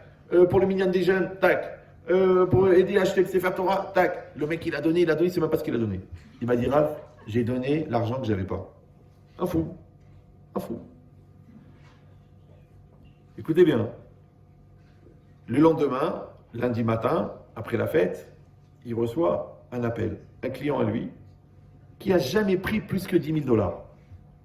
Maintenant, lui, il fabrique des produits cosmétiques. C'est une usine. Il prenait jamais plus que 10 000, le mec, de commandes par an. Il appelle, il dit, écoutez, j'ai une grosse commande, est-ce que vous pouvez assumer? Le mec, il a dit, écoutez, si vous me prévenez à l'avance et que vous donnez les acomptes normaux, j'assume. Il a dit, ok. Il a dit, on vous envoie la facture, le proforma, la commande. Qu'est-ce qu'il reçoit, le mec? 800 000 $ de commande. Maintenant, je lui dis tout de suite, avec 30%, il a payé toute la marchandise, la main-d'œuvre et le transport. Je ne sais pas si vous me suivez combien il lui reste. Si vous avez calculé, si vous êtes de la communauté. D'accord? Donc, il appelle le rabbin, comme ça il me raconte, c'est tout. Je vous dis, cet après-midi à 16h à Gare de Lyon. C'est tout frais, ça vient, ils ne sont même pas finis, ils ne sont même pas secs les billets. Il appelle le rabbin, il dit, écoutez, Rav, je ne sais même pas combien j'ai donné, dites-moi combien j'ai donné. Mais je vais vous donner, il n'y a pas de problème, parce que le bon Dieu m'a envoyé l'argent. Si vous allez dire, ouais mais attends, ça fait un petit peu bisounours, conte de fées. T'as raison, ça t'arrivera jamais à toi. Pourquoi? Premièrement, parce que tu donnes pas, t'es référencé créateur du site barredefer.fr, radin.com, plutôt mourir que de donner. Je pense que je sais de quelle ville du Maroc tu viens, d'accord? Mais, restez calme, je ne l'ai pas dit. Ouais, tout de suite, les mauvais esprits. C'est incroyable. Mais c'est quoi l'idée? C'est que la personne, elle est folle. Elle voit qu'il y a besoin pour le minyan et donne. Mais t'es fou. Le mec, il m'a dit, ah, j'ai donné un argent que j'avais pas. Je l'avais pas. Je vais pas vous dire mieux, je l'ai pas. Bon, je sais qu'il y a l'année, ça va venir. J'aurais pu faire un calcul. Genre, j'ai tel client qui me rapporte tant, je vais donner tant. Genre, je fais le maaser de ce que je vais gagner. Le mec, il dit, je l'ai pas, je vais pas le calculer. 800 000 $. Toi, tu calcules, tu dis, bon, c'est pas évident, écoute, 1200 euros, 120 euros, 120, est-ce qu'on est obligé vraiment de donner 10%? 8% c'est bon, 7% c'est bon. Alors le bon Dieu il dit, tu sais quoi? Tiens, voilà pour ta bracha. Et tiens, si je t'en rajoute un peu, parce que tu m'as fait plaisir. Pourquoi tu fais le mesquine? Pourquoi tu fais le mesquine? Maintenant vous allez dire, oui c'est un petit peu fou, hein. Ben c'est fou. Et ben tu vois l'autre fou là qui a acheté les 7 appartements une journée, celui-là il fait la même chose dans la Zdaka. Comme les enfants, pas au Rachel. Nous on a une grande famille. La vérité, moi je ne savais pas qu'on pouvait utiliser la pilule. Donc tous les ans, Blainara, il y avait un bébé. Blainara. Donc Et moi je priais pour mes copains qui n'avaient pas de bébé, je ne sais pas si vous comprenez. Je disais, oh les pauvres, ça fait 5 ans, je priais pour lui. En fait, il prenait la pilule. Mais nous, on ne savait pas, avec ma femme, on était atteint d'une maladie très grave qui s'appelle Nia. Alors bon, Hachem, les enfants ils sont nés, on a fait les bar mitzvot, on a fait les 3/4 des mariages, on les aide, il y a la bracha. Pourquoi? Parce qu'on était Nia. Mais si on avait commencé à faire le calcul, attention, déjà 3 enfants, les études, c'est 20 000 euros par an, d'accord? Après, tu veux qu'ils fassent dentaire, tu veux qu'ils fassent truc, ça coûte. Après, il faut les aider à s'installer, tu vas en faire 1,4 comme la moyenne, plus un chien pour compenser, comme ça, si tu as besoin d'exprimer ta tendresse, tu embrasses ton chien, tu lui parles, et puis lui au moins il t'écoute, d'accord? Donc, que tu sois, encore une fois, ce qu'on appelle en français, idéaliste. Mais idéaliste, c'est idéal. Idéal, c'est quoi? C'est grand. Le contraire d'idéaliste, c'est réaliste. Mais réaliste, c'est pessimiste. Vous suivez ou non? Donc tu vas rien faire. Je vois des gens, ils font des skis. Maintenant, la nouvelle mode, les gens, ils se marient, première année, on prend la pilule. Comme ça, on profite de la vie. Ah bon? Tu prends la pilule? Ah, vas-y, fais un kiff. Après, pendant 10 ans, on n'arrive pas à avoir de bébé. Le gynéco, il dit, ah oui, la pilule, elle a complètement décalé le système. Donc pour un an de kiff, 10 ans de Rambam, peut-être puisque tu t'es marié, à la limite, c'est presque normal d'avoir des bébés, non? Oui, non, oui, non. Tu vois, mais j'ai envie de profiter de la vie, hein.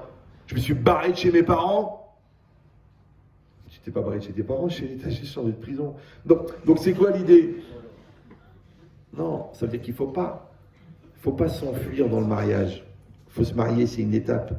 Une étape, tu rentres à l'école. Une étape, tu rentres à la fac. Une étape, tu te maries. Une étape, tu fais des bébés. Mais si tu t'enfuis de l'école pour aller au séminaire, tu t'enfuis du séminaire pour aller à la fac, tu t'enfuis de tes parents pour te marier, tu es toujours en train de fuir. Mais sachez que quand on fuit, on tourne le dos de là où on vient, mais on ne sait pas où on va. Donc tu n'es pas dans une logique de « je veux ». Je fais ce que je veux, ce qu'on appelle l'équilibre, ce qu'on appelle tzaddik. C'est ça le tzaddik. Le tzaddik, c'est celui qui fait ce qu'il veut. Mais celui qui dit je fais ce que je veux, mais en vérité il écoute son Yetzirara, il écoute ses pulsions, il écoute ses peurs, il écoute ses copains, il écoute l'influence, il écoute la télé, il écoute les vitamines illégales, c'est pas lui ça. La preuve, c'est qu'à chaque fois, il dit c'était plus fort que moi, je n'étais pas moi-même, j'ai pris conscience, j'ai retrouvé mes esprits. Ouah, ils étaient dans une boîte au grenier. Ben j'ai retrouvé mes esprits. Je dis, t'as retrouvé tes esprits, mais elle est partie. Le temps que tu cherches tes esprits. Et jamais tu perds l'esprit, jamais. Jamais. Jamais tu penses à autre chose, jamais tu contrôles pas, jamais tu sais pas ce que tu dis, jamais tu réfléchis après que tu as signé. Jamais tu prends 3 ans de ta vie pour faire un truc que tu n'aimes pas sous prétexte qu'on t'a dit que c'était bien. Jamais. Là, ça s'appelle que tu es vivant. Maintenant, qui c'est qui donne ce pouvoir-là? Hachem. Quand ça? À Rosh Hashanah. Quand est-ce que tu le maîtrises? À Rosh Hashanah. Quand est-ce que tu l'exprimes? Dans la vie. Quand est-ce que tu le cachérises? À Kippour. Bah oui, parce que vous avez bien compris que pour pouvoir exister, il faut enlever toutes les toxines qui t'empêchent d'exister. Je ne sais pas comment s'appelle ce sport canadien là, sur la glace. Ils ont un truc énorme avec une poignée. Ils doivent le jeter comme la pétanque, mais c'est un truc sur la glace. Ça vous dit quelque chose ou non? Comment ça s'appelle? Le curling. Ouais. Et bien dans le curling, il y a un truc bizarre. C'est que quand vous jetez le curling, votre équipe, elle a le droit de passer des espèces de balais pour enlever les scories, pour enlever les petits morceaux de glace qui empêcheraient le curling là d'avancer. Vous me suivez ou non? Ben, c'est exactement pareil. Toi, tu dois avoir une double démarche dans la vie. En même temps, tu dois être dynamique, tu dois être dans une volonté, tu dois être dans une vigilance, mais en même temps, tu dois enlever tout ce qui empêche les choses d'avancer. Maintenant, comment on appelle s'impliquer pour que ça avance? On appelle asetov, faire le bien. Comment on appelle éliminer les scories qui t'empêchent d'avancer? Sourmera, écarte-toi du mal. Maintenant, ça ne sert à rien de faire des efforts si tu pourris tous tes efforts. Le mec, il travaille 4 mois sur l'examen et la veille, il va en boîte toute la nuit. Ou il prend une cuite de malade, il arrive à l'examen bourré. Tu te dis, mais t'es complètement lourd, toi. T'as sacrifié 4 mois de ta vie pour bosser et juste la veille, t'as été déchiré à la vodka sous prétexte que kavod et vodka, c'est les mêmes lettres. T'es hassid ou quoi, toi? Oui. Non, la logique, c'est que la personne, elle arrive à comprendre qu'en fin de compte, encore une fois, en existant, elle fait exister Hachem. Donc, son kavod, c'est le kavod d'Hachem. C'est pour ça que le Ramban, il dit que quand un juif, il se conduit mal, d'après la Torah, il fait chilul Hachem, il profane le nom de Dieu. Le contraire, quand un juif, il se conduit bien, il sanctifie le nom de Dieu. Bon, vous voyez ma tronche, vous me voyez là? Ouais, ça fait à peu près 40 ans que je suis comme ça. Le nombre de fois où des personnes, des non-juifs, dans le train, dans l'avion, à l'aéroport, ils viennent me dire bravo pour ce que vous faites, bravo pour ce que vous êtes. Les mecs, ils montent leur téléphone, ils disent, je suis en train de vous écouter sur Spotify. Il m'a regardé, je suis avec vous sur YouTube. J'éduque mes enfants selon vos préceptes. Je suis sorti d'une grande dépression en écoutant les cours sur la joie et sur la sérénité. On a fait le Pâques Shalom Bayit avec ma femme. Des non-juifs, hein. C'est bizarre, non? Ça veut dire que quand la personne, elle est de bonne volonté, il n'y a pas de problème. Mais si on n'est pas dans une logique de maturité, de bonne volonté, mais tu sais à côté de combien d'occasions on peut passer? Maintenant, qui c'est qui crée ces obstacles et ces toxines? C'est la vera, c'est la faute. Parce que qu'est-ce que c'est la faute? La faute, c'est un lien avec la matière qui est inappropriée. C'est pour ça que ça s'appelle une avera. Une avera, ça veut dire la'avor, ça veut dire sortir du chemin. C'est que la Torah, elle a donné un chemin pour traverser la matière en l'utilisant sans la subir. Quand tu sors du chemin, automatiquement, tu prends une dose de matière que tu ne peux pas assumer. Maintenant, il n'y a pas de différence entre boire un demi-litre de whisky. Au lieu de boire un petit whisky, tu bois un petit whisky, tu te détends, c'est Shabbat, tu es à table avec ta famille, tu prends un petit whisky. Voilà, tu te fais un petit kiff. Ouais. Mais quand tu prends 1,5 litre, c'est pas pour te détendre, c'est pour mourir. Tu n'as plus de cerveau, tu n'as plus rien. Ouais. Donc c'est pareil dans tout. Donc ça veut dire que tu prends, tu uses, mais tu n'abuses pas. C'est pareil dans la vie, c'est pareil dans l'intimité, c'est pareil dans la bouffe, c'est pareil dans le business. Fais proprement, crée ta société, dépose le cabis, prends un gérant, prends un comptable, fais des factures, fais des devis, fais normal. Non, tu dis non, on fait n'importe quoi, on crée, on prend le nom d'un autre, on facture sur la société du beau-frère, on met la grand-mère qui est morte à Oujda en 42, on la met gérante. Voilà. Après, il vient l'inspecteur de l'URSSAF, Jean-Michel Lamort. Il voit tes papiers, il dit ah, monsieur Bénichou, je sens qu'on va passer un bon moment tous les deux. Et toi, tu es là, Idgadal, Vidkada, Shemiraba, Hachemitzilenu. Mais si tu réfléchis bien, la démarche, elle était facile. Il fallait faire les choses dans l'ordre. Et dans tout, c'est pareil. Le mec qui rencontre la fille. Bon, il l'aime pas vraiment, mais il la fout enceinte. Il sait plus quoi faire. Ah ben j'ai trié, est-ce qu'on a le droit d'enlever le bébé? On est avant la 3e semaine, la 15e semaine, la 3e semaine. J'ai dit d'abord, comment elle est tombée enceinte? Par Wi-Fi? Ah, on n'a pas réfléchi, on n'est pas religieux. Oh, pas religieux, ça veut dire mal. Bon, mais si tu l'as mis enceinte, c'est que tu l'aimes. Oh non, je l'aime pas, c'est pas du tout mon genre. Jamais je veux épouser une fille comme ça. Ah, il y a des filles pour s'amuser, des filles pour se marier? Comment tu te sens dans le rôle du shawarma? Du Hatpami. Comment t'es toi? Hatpami, moi. Moi, je suis Hatpami, moi. Il y en a, c'est pour la vie, il y en a, c'est pour une fois. Là, ça vient de ton papier. Tu peux pas. Tu dis, mais attends. Et toi, pareil. Tu dis, bon, bah attendez, monsieur Trit, on s'amuse, c'est normal. On est là, on est avec le Rabbi David Guetta, le Rav de Ibiza. Il y a une ambiance de fou. On a tous pris les petits cachets. Je vois qui s'extasie. ça danse de fou, on est dans la sueur et dans les nerfs, et l'autre, elle se colle à moi à moitié nue. Attends, Rav, c'est une mitzvah. Je dis, ok. Alors pourquoi tu pleures à Kippour? Tu pleures ta race, ta mère, comme ça. Tu penses à ta grand-mère. Elle te dit, elle a pleuré. Elle a perdu la vue de prier pour que tu t'en sortes parce que tu avais une leucémie quand tu étais petit. Elle a perdu la vue de pleurs. Et toi, tu prends tes yeux, tu les pourris à Ibiza. La pauvre, elle aurait mieux fait de garder ses yeux, et toi, ça aurait été mieux que tu sois aveugle. On aurait tout gagné. Donc ça veut dire quoi? Ça veut dire que chacun, il doit réfléchir que Hachem nous a donné une opportunité extraordinaire qui s'appelle la vie. Alors il ne faut pas la gaspiller. Et il faut se donner les moyens de l'utiliser. Et il faut avoir des barrières pour se protéger. Il faut avoir un cerveau très très construit pour y arriver. Et ça, il faut beaucoup travailler, il faut beaucoup étudier.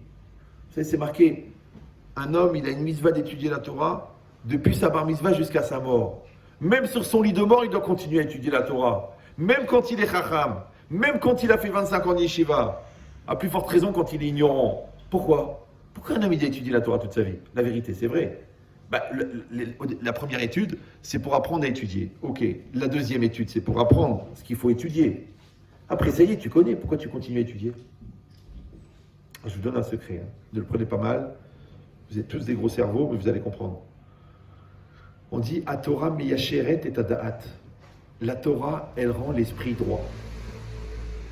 Alors, tu as bien compris qu'un mec qui fait maths sup, maths spé, et qu'après il rentre en finance, c'est pas le même que le mec qui a fait un an d'apiculture et qui rentre en finance. Ça va? Ils n'ont pas la même vitesse de réactivité cognitive. Super. Maintenant, la Torah, elle a beaucoup d'exigences au niveau du cerveau. Moi, par exemple, j'étais très très bon en philosophie et très très bon en français. Très bon, sans frimer, vraiment. Je dictais des dissertes de philo à des deuxième années d'hypocagne au téléphone, pour te dire un peu, à 17 ans. Et quand je suis arrivé à l'Yeshiva, je ne comprenais rien. Je faisais 14 explications du Tosfot fausses, mais qui rentrent dans les mots. C'est-à-dire que je me suis pris une tannée. Un mec normal, il aurait dit, je vais me pendre. J'avais un tabouret, il manquait une corde. Quelqu'un m'a dit, viens, on révise. Ouais. Ça veut dire quoi? Ça veut dire, Chochma veTorah zelo todava. La Chochma, la sagesse et la Torah, c'est pas la même chose. Maintenant, ils font le contraire. Maintenant, ils veulent que la Torah devienne Chochma. C'est une erreur. Laisse que la Torah, elle est Torah, et que la Chochma, elle est Chochma. Maintenant, les gens qui ne connaissent pas, et ils ont fait un peu de force de vente, ils deviennent conférenciers.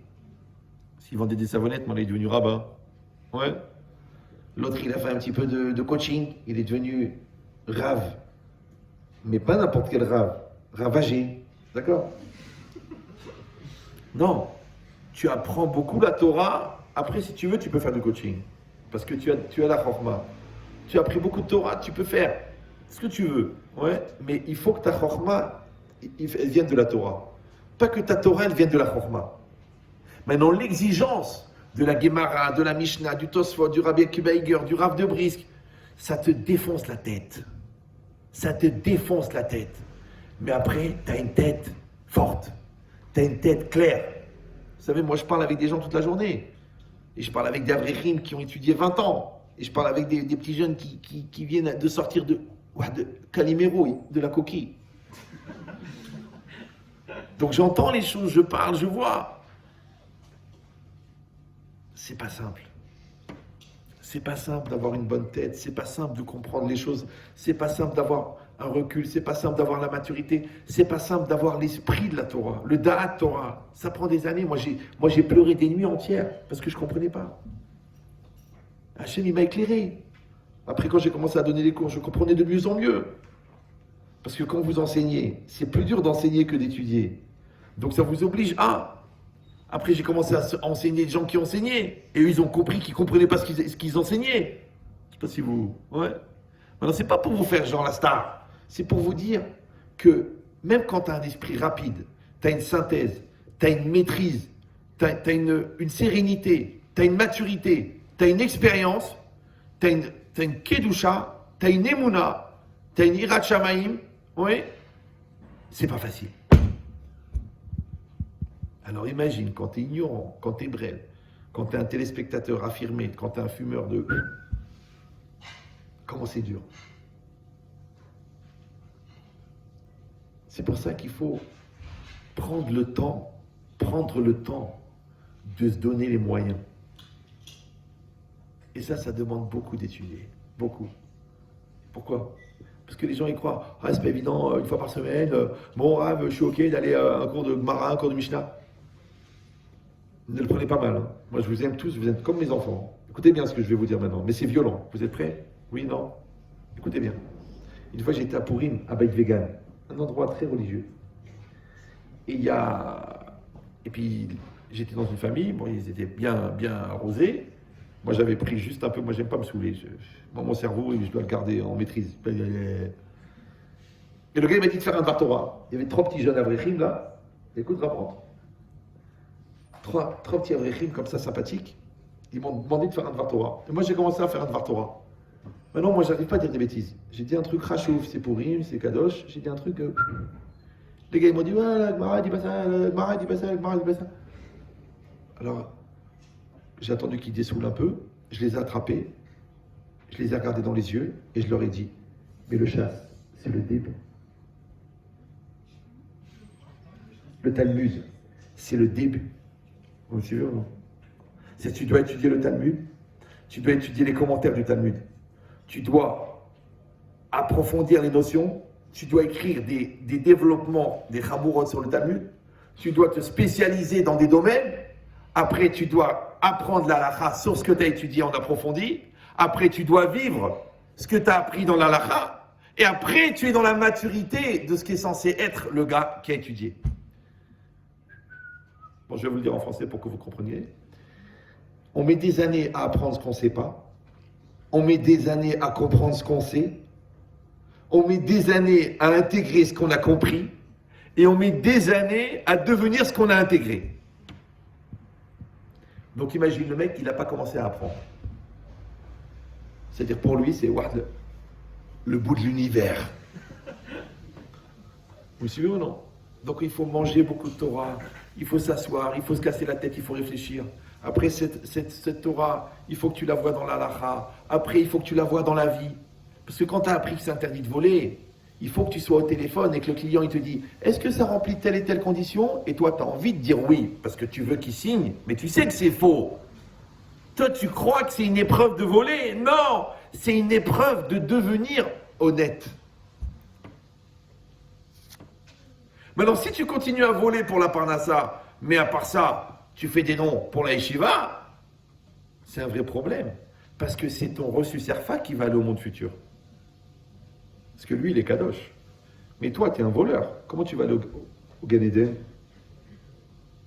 Peut-être qu'il y a un Gan Eden pour les reçus serfa.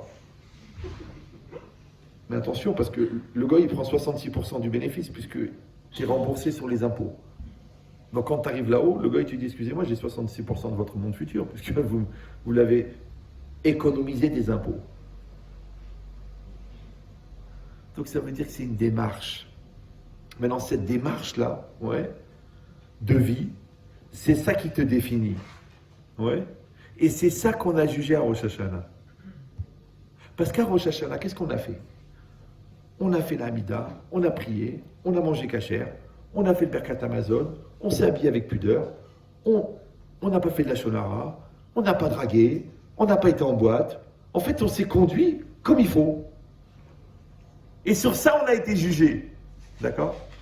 Maintenant, quand moi, je vis tel que je dois vivre, ça me sert en même temps à me juger sur ce que je suis vraiment. Donc le jugement, c'est ça le jugement. Parce que les gens, ils ont peur. À Rosh Hashanah, on décide la vie, la mort, la santé, là. Mais le jugement, tu peux le faire toi-même. Oui, si, encore une fois. C'est comme si, moi je vois des gens, par exemple, ils viennent.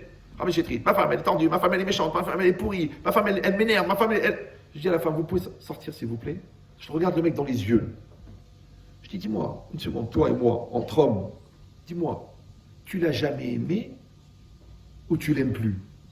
Il me dit quoi? Je dis, qu'est-ce qu'on est en train de perdre le temps maintenant? Shalom Bayit, et thérapie, mais tu l'aimes pas. Tu vois que des défauts. Et tu n'arrives pas à assumer le négatif par rapport au positif. Donc il n'y a pas de positif. S'il n'y a que du négatif, c'est que tu l'aimes pas. Maintenant, quand tu n'aimes pas ton travail, chaque pas, il te tue. Quand tu n'aimes pas ta femme, chaque visage, il t'énerve.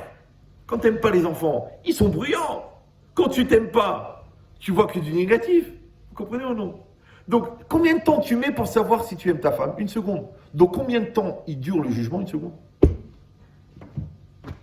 Vous suivez ou non? Le mec, il vient chez moi, il me dit, ouais, là, je sais pas, c'est pas évident, Rabbi Chetri, je suis hyperactif, mes parents, ils m'ont chez un psy, ils m'ont dit que j'arrive pas, devant un DVD, t'arrives à rester? Ah oui, 2 heures. Donc, t'es pas un hyperactif, toi. T'es un hyperglandeur.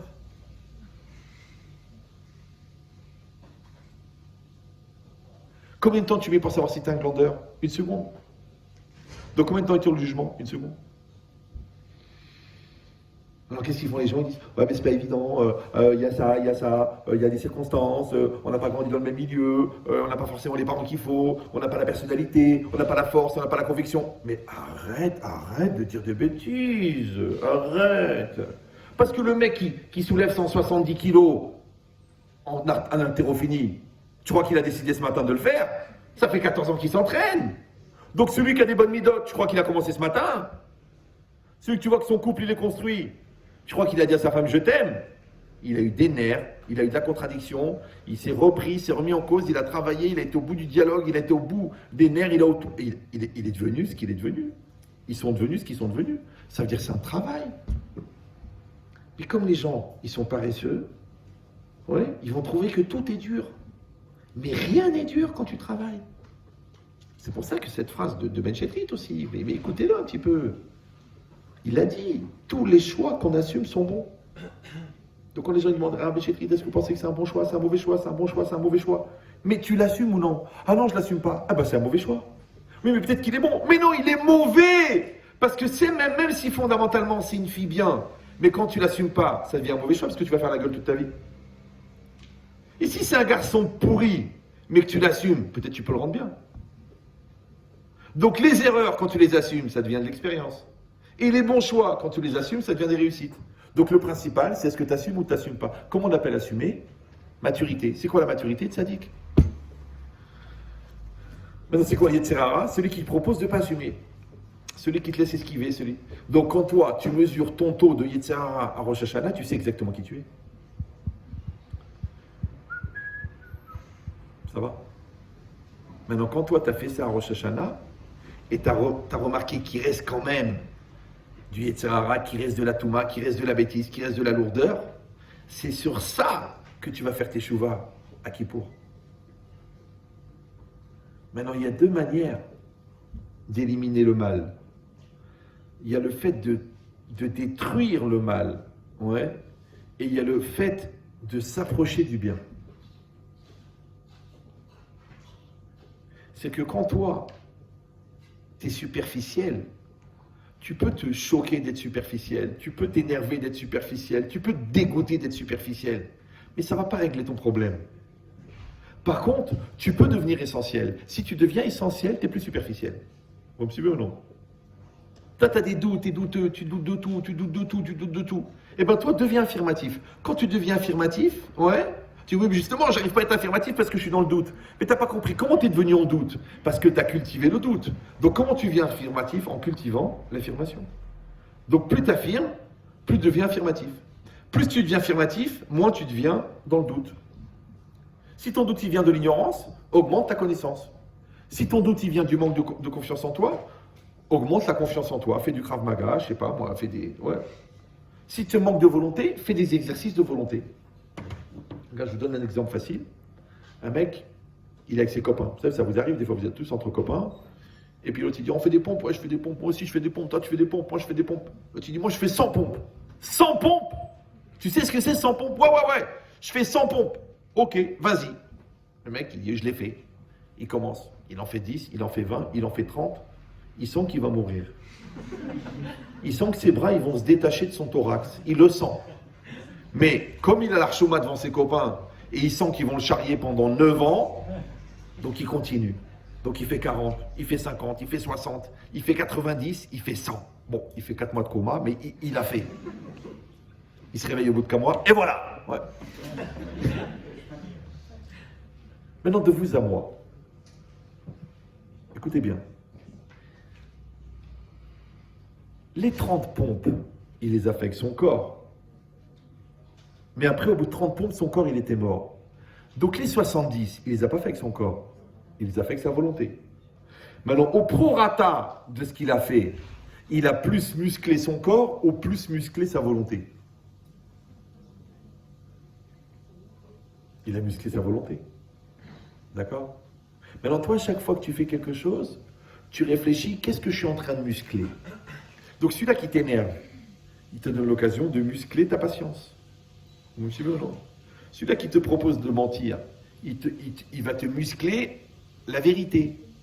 Celui qui te propose de voler, va te muscler l'honnêteté. D'accord? Donc tu sais que la prière, elle est à 7 heures. Ouais? Tu as mis le réveil à 7 heures moins quart, tu te lèves, tu dis non, il faut que je dorme encore un peu, je suis encore fatigué, je me suis couché tard, jusqu'à 4h30 du matin à regarder des vidéos débiles, c'est normal que tu as besoin de dormir. C'est logique, d'accord? Mais d'un autre côté, tu dis, quand je rate la prière, je rate la matinée, quand je rate la matinée, je rate la journée. Alors tu hésites. Alors qu'est-ce que tu fais? Tu te forces, tu te bouges le derrière. En français, on dit tu te prends en main. Au moment où tu te prends en main, ça veut dire que ta volonté, elle est plus forte que ta nature. Parce que la nature, c'est ton corps, il est fatigué. Mais ta volonté, elle est plus forte que ta nature. Maintenant, réfléchissez bien. Écoutez bien ce que je vous dis. Le tzaddik, il va selon sa volonté. Et le rachat, il va selon sa nature. Maintenant, on dit Bimkom sheyesh ratson en teva. Là où il y a de la volonté, il n'y a pas de nature. Bimkom sheyesh teva en ratson. Là où il y a de la nature, il n'y a pas de volonté. Alors toi, tu décides. Est-ce que tu veux aller selon ta nature? Ah ben, écoute, je suis nerveuse, je suis mal dans ma peau, tu sais, moi j'aime bien bouffer, moi je ne peux pas me retenir quand je vois un décolleté. C'est comme tu veux. Tu veux aller selon ta nature? Attention. Quand tu choisis d'aller selon ta nature, tu vas avoir aussi une intervention divine qui est adaptée à toi. C'est rare qu'on propose un bouquin à une vache. Tu as une vache dans la prairie, tu dis tiens, tu veux pas lire l'existentialisme? Pourquoi? C'est une vache. Attends, t'es fou toi? Tu vas pas proposer un livre de Sartre en plus à une vache? Oui, non? Oui, non? Donc quand toi tu vois ce que la réalité te propose, tu sais ce que tu es. Personne t'a condamné, hein. C'est toi qui regardes. Bon, quand j'avais 18 ans, j'étais tellement cinglé que quand un gars venait me parler des bêtises, je partais en courant. Et s'il insistait, je lui mettais un coup de poing. Il me disait, mettez-vous. J'étais l'antisocial, moi. Pourquoi je voulais réfléchir 18 heures par jour? Pourquoi? Parce que j'avais tellement peur, à l'âge de 20 ans, de ne pas être capable de faire des choix, que j'ai commencé à réfléchir à 14 ans à la manière de faire les choix à 20 ans. Parce que je savais qu'à 20 ans, tu choisis tes études, tu choisis ton milieu professionnel, tu choisis la personne que tu épouses, tu choisis ton niveau de religion. En fonction des 4, tu choisis les enfants que tu auras. En fonction des 5, la vie que tu auras. Donc j'avais peur. J'étais très peureux, mais une peur positive, pas une peur qui paralyse, une peur qui donne des forces. Ouais. Et bon, Hachem, je suis assez content. Je ne me suis pas ennuyé dans ma vie. Bon, j'ai pas fini encore, mais... Une fois, j'ai rencontré un gars, un spécialiste de l'audit. C'était une veille de Pessah, j'étais fatigué. Je dis, je suis fatigué. Et maintenant, lui, il était venu pour que je l'aide sur un projet. Et après ça, il m'a dit, t'as l'air fatigué, Ria. Il m'a dit, dis-moi ce que tu fais. Je dis, bah, je fais ça, je fais ça, je fais ça, je fais ça, je fais ça, je fais ça, je fais ça, je fais ça, je fais ça, je fais ça, je fais ça. Il m'a dit, bah, je comprends pourquoi t'es fatigué, parce que moi, pour faire ce que tu fais, j'aurais pris 13 personnes. Encore une fois, c'est pas pour faire une star. C'est pour vous dire que tu peux vivre 13 fois ta vie.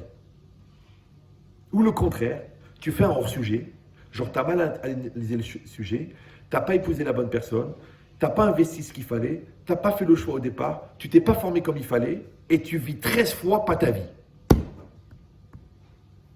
pour ça que la Gemara dit Rechaim mleim charatot. Les Rechaim sont remplis de regrets. C'est-à-dire qu'ils passent leur vie à regretter. Maintenant, vous êtes jeune, vous avez une chance que moi je n'ai plus. Ouais. Vous avez le choix. Je ne sais pas si vous me suivez. Donc normalement, vous n'êtes pas encore en âge d'avoir des regrets. Maintenant, on dit, il faut se donner les moyens de ne jamais avoir de regrets. Donc quand tu vises haut, par exemple, tu n'auras pas de regret de faire un peu plus bas, parce que tu vises haut. Mais quand tu vises bas, après tu dis dommage que j'ai pas visé haut. C'est comme si tu mets 5 euros, tu prends 36 fois la mise. Oh, tu dis, mais pourquoi j'ai pas mis 50? Mais c'est déjà passé. Ouais, on te propose un appartement. Écoute, le truc, il y a des travaux à faire, mais tu peux l'avoir pour 20 000. Après, tu payeras 100 000 en tout. Bon, oh, c'est quand même de l'argent, c'est pas évident, ça sent le truc pourri. Ok, ben, le mec, il l'a acheté, il a vendu 2 millions. Tu dis, c'est idiot comme truc. Oui, c'est idiot. Tout est idiot dans la vie. c'est que des bêtises. Ouais. Mais cette idée-là, que toi, tu es apte à recevoir l'opportunité qu'Hachem te donne. Donc, quand on va te présenter la fille, tu vas dire, bon, mais c'est pas la bombe. Attends, elle est intelligente, elle a Yirat Shamayim, elle est équilibrée, elle est sérieuse, elle est généreuse, elle veut s'investir, elle apprécie, elle est claire. Oui, mais elle a le nez un peu... Elle a les joues un peu... Elle a les épaules un peu... Alors moi, je leur dis toujours, peut-être c'est le prix à payer. Parce qu'imagine, tu tombes sur une mannequin. Le mannequin, mais myope, sinon jamais elle t'aurait épousé. Ou complètement idiote. Une fois, quelqu'un m'a dit, mais Raman Chétrit, ma femme, elle est d'une bêtise incroyable. Je lui ai dit, mais c'est grâce à ça qu'elle est restée. C'est pas grave. D'accord. Donc,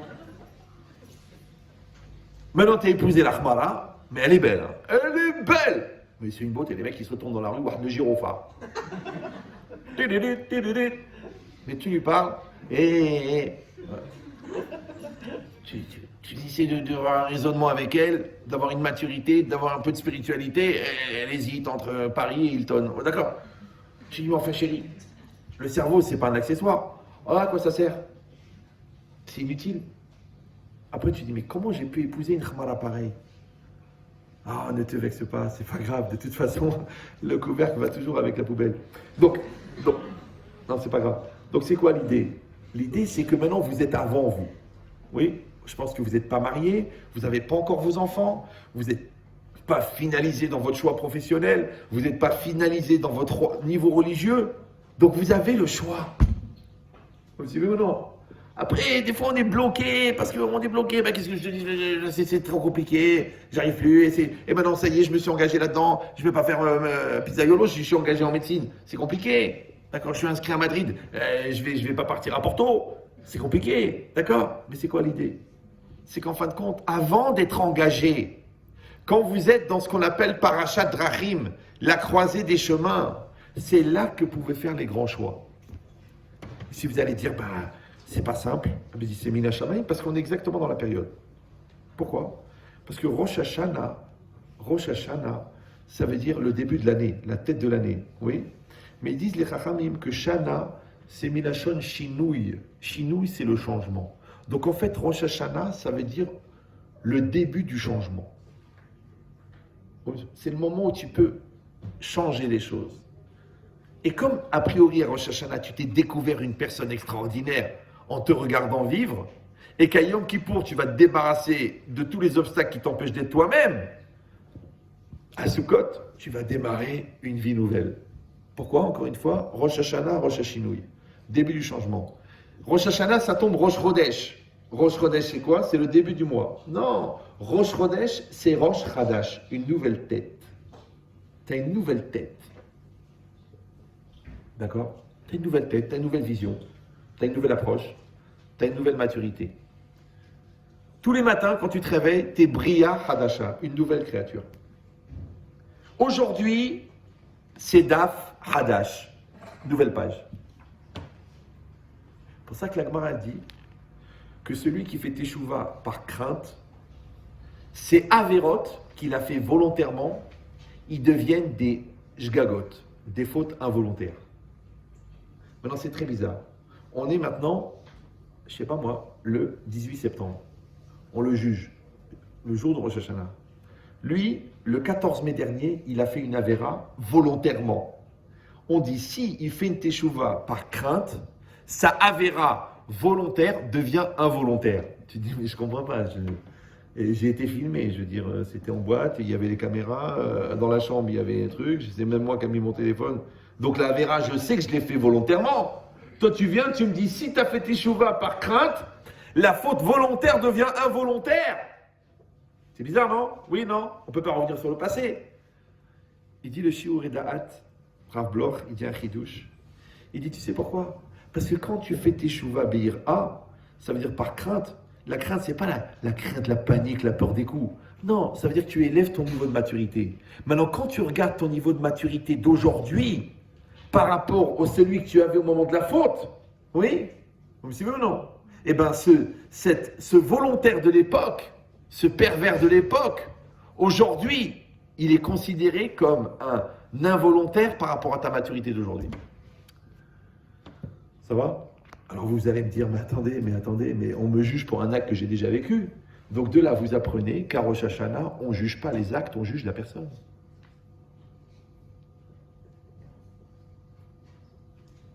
Ça va? Donc celui qui choisit le changement, celui qui choisit l'évolution, il peut remettre en cause tout. Il peut tout sauver. Parce que les gens ils disent, bah écoutez, j'ai un certain passé, vous savez, j'ai vécu des choses, c'est pas simple. Tu peux tout changer. Parce que c'est chinouille. Vous me suivez ou non? C'est le chinouille. Donc Rosh Hashanah, c'est pas le jugement sur ce que tu as fait, c'est le jugement sur ce que tu es. Alors change. Mais si toi tu te condamnes parce que tu dis ouais mais vous savez on peut être difficilement être autre chose que le résultat de ce qu'on a vécu. Et les psys le disent, tu suis le modèle de tes parents. Hein. Et puis quand on a été névrosé dans sa jeunesse, et ben, toute sa vie on est comme ça. Hein. Et puis quand on a subi quelque chose quand on était petit, et ben, toute sa vie on est dans ce moule. Pourquoi tu te condamnes en deux mots? Tu dis ok j'ai subi un truc quand j'étais petite. Eh ben je passe à autre chose, je fais une thérapie, j'avance. Ok, mon père, il était très dur avec moi. Eh ben, c'est pas grave. Ça m'a renforcé. Je suis devenu un métal trempé. Je suis pas obligé de dire un pauvre type castré parce que mon père, il était dur. Donc, tu as toujours le choix de ce que tu vas faire avec le conditionnement que tu as reçu. Mais si toi, tu veux suivre le conditionnement à Audon Colo, cousin de Marco Polo, c'est que tu suis ta nature. Et quand il y a la nature, il n'y a pas de volonté. Donc, si tu es dans la volonté, tu peux changer. Mais si tu es dans la nature, tu ne changes pas. Et c'est vrai parce qu'on voit rarement une vache qui se met à lire Sartre. Parce que c'est normal, c'est pas dans sa nature. Donc après toi, tu décides si tu es une vache ou non. Et comme le bonheur est dans le pré, et que tu es tout le temps en train de ruminer, et que quelque part, quand tu passes et que les garçons ils disent « Oh la vache, ça te fait plaisir », et en plus tu t'appelles Marguerite. D'accord, donc, voilà, c'est la suite mathématique. Donc vous avez compris que cette période-là, c'est une période extraordinaire parce que c'est la période du choix, c'est la période de l'évolution, c'est la période de l'affirmation, c'est la période de la détermination. Et c'est entre nos mains. Le bon Dieu dit, vas-y, propose-moi un projet. Allez, dis-moi ce que tu veux faire. Ouais. Non, il se trouve qu'on est juif. D'accord? Tu aurais pu dire, tiens, je vais sauver l'Inde, je vais développer un vaccin contre la bêtise qui serait très très bien vendu. D'accord? Mais où tu peux dire, non, écoute, je suis un Ben Israël, la Torah a été donnée, on a des tzadikim extraordinaires depuis des milliers de générations. Peut-être que moi aussi, je peux m'inscrire. Je peux m'inscrire dans cette dimension-là.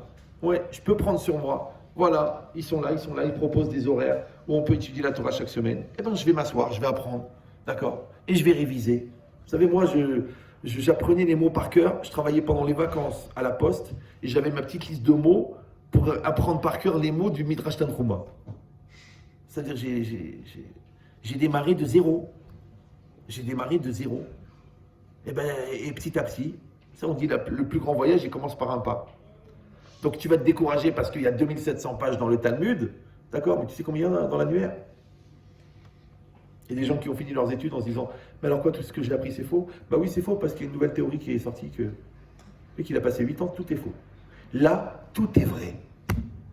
Chaque mot, il est vrai. Chaque passouk, il est vrai. Chaque commentaire, il est vrai. Tu baignes dans le vrai. D'accord? Premièrement. Et deuxièmement, c'est l'expression de la volonté de Dieu. Donc quand toi, tu es proche, quand tu étudies la Torah, automatiquement, tu es proche de la volonté de Dieu. Et Dieu, il est l'anti-faute. Donc quand tu te rapproches de Dieu, tu t'écartes de la faute. Donc la kapara, c'est de se rapprocher de Dieu.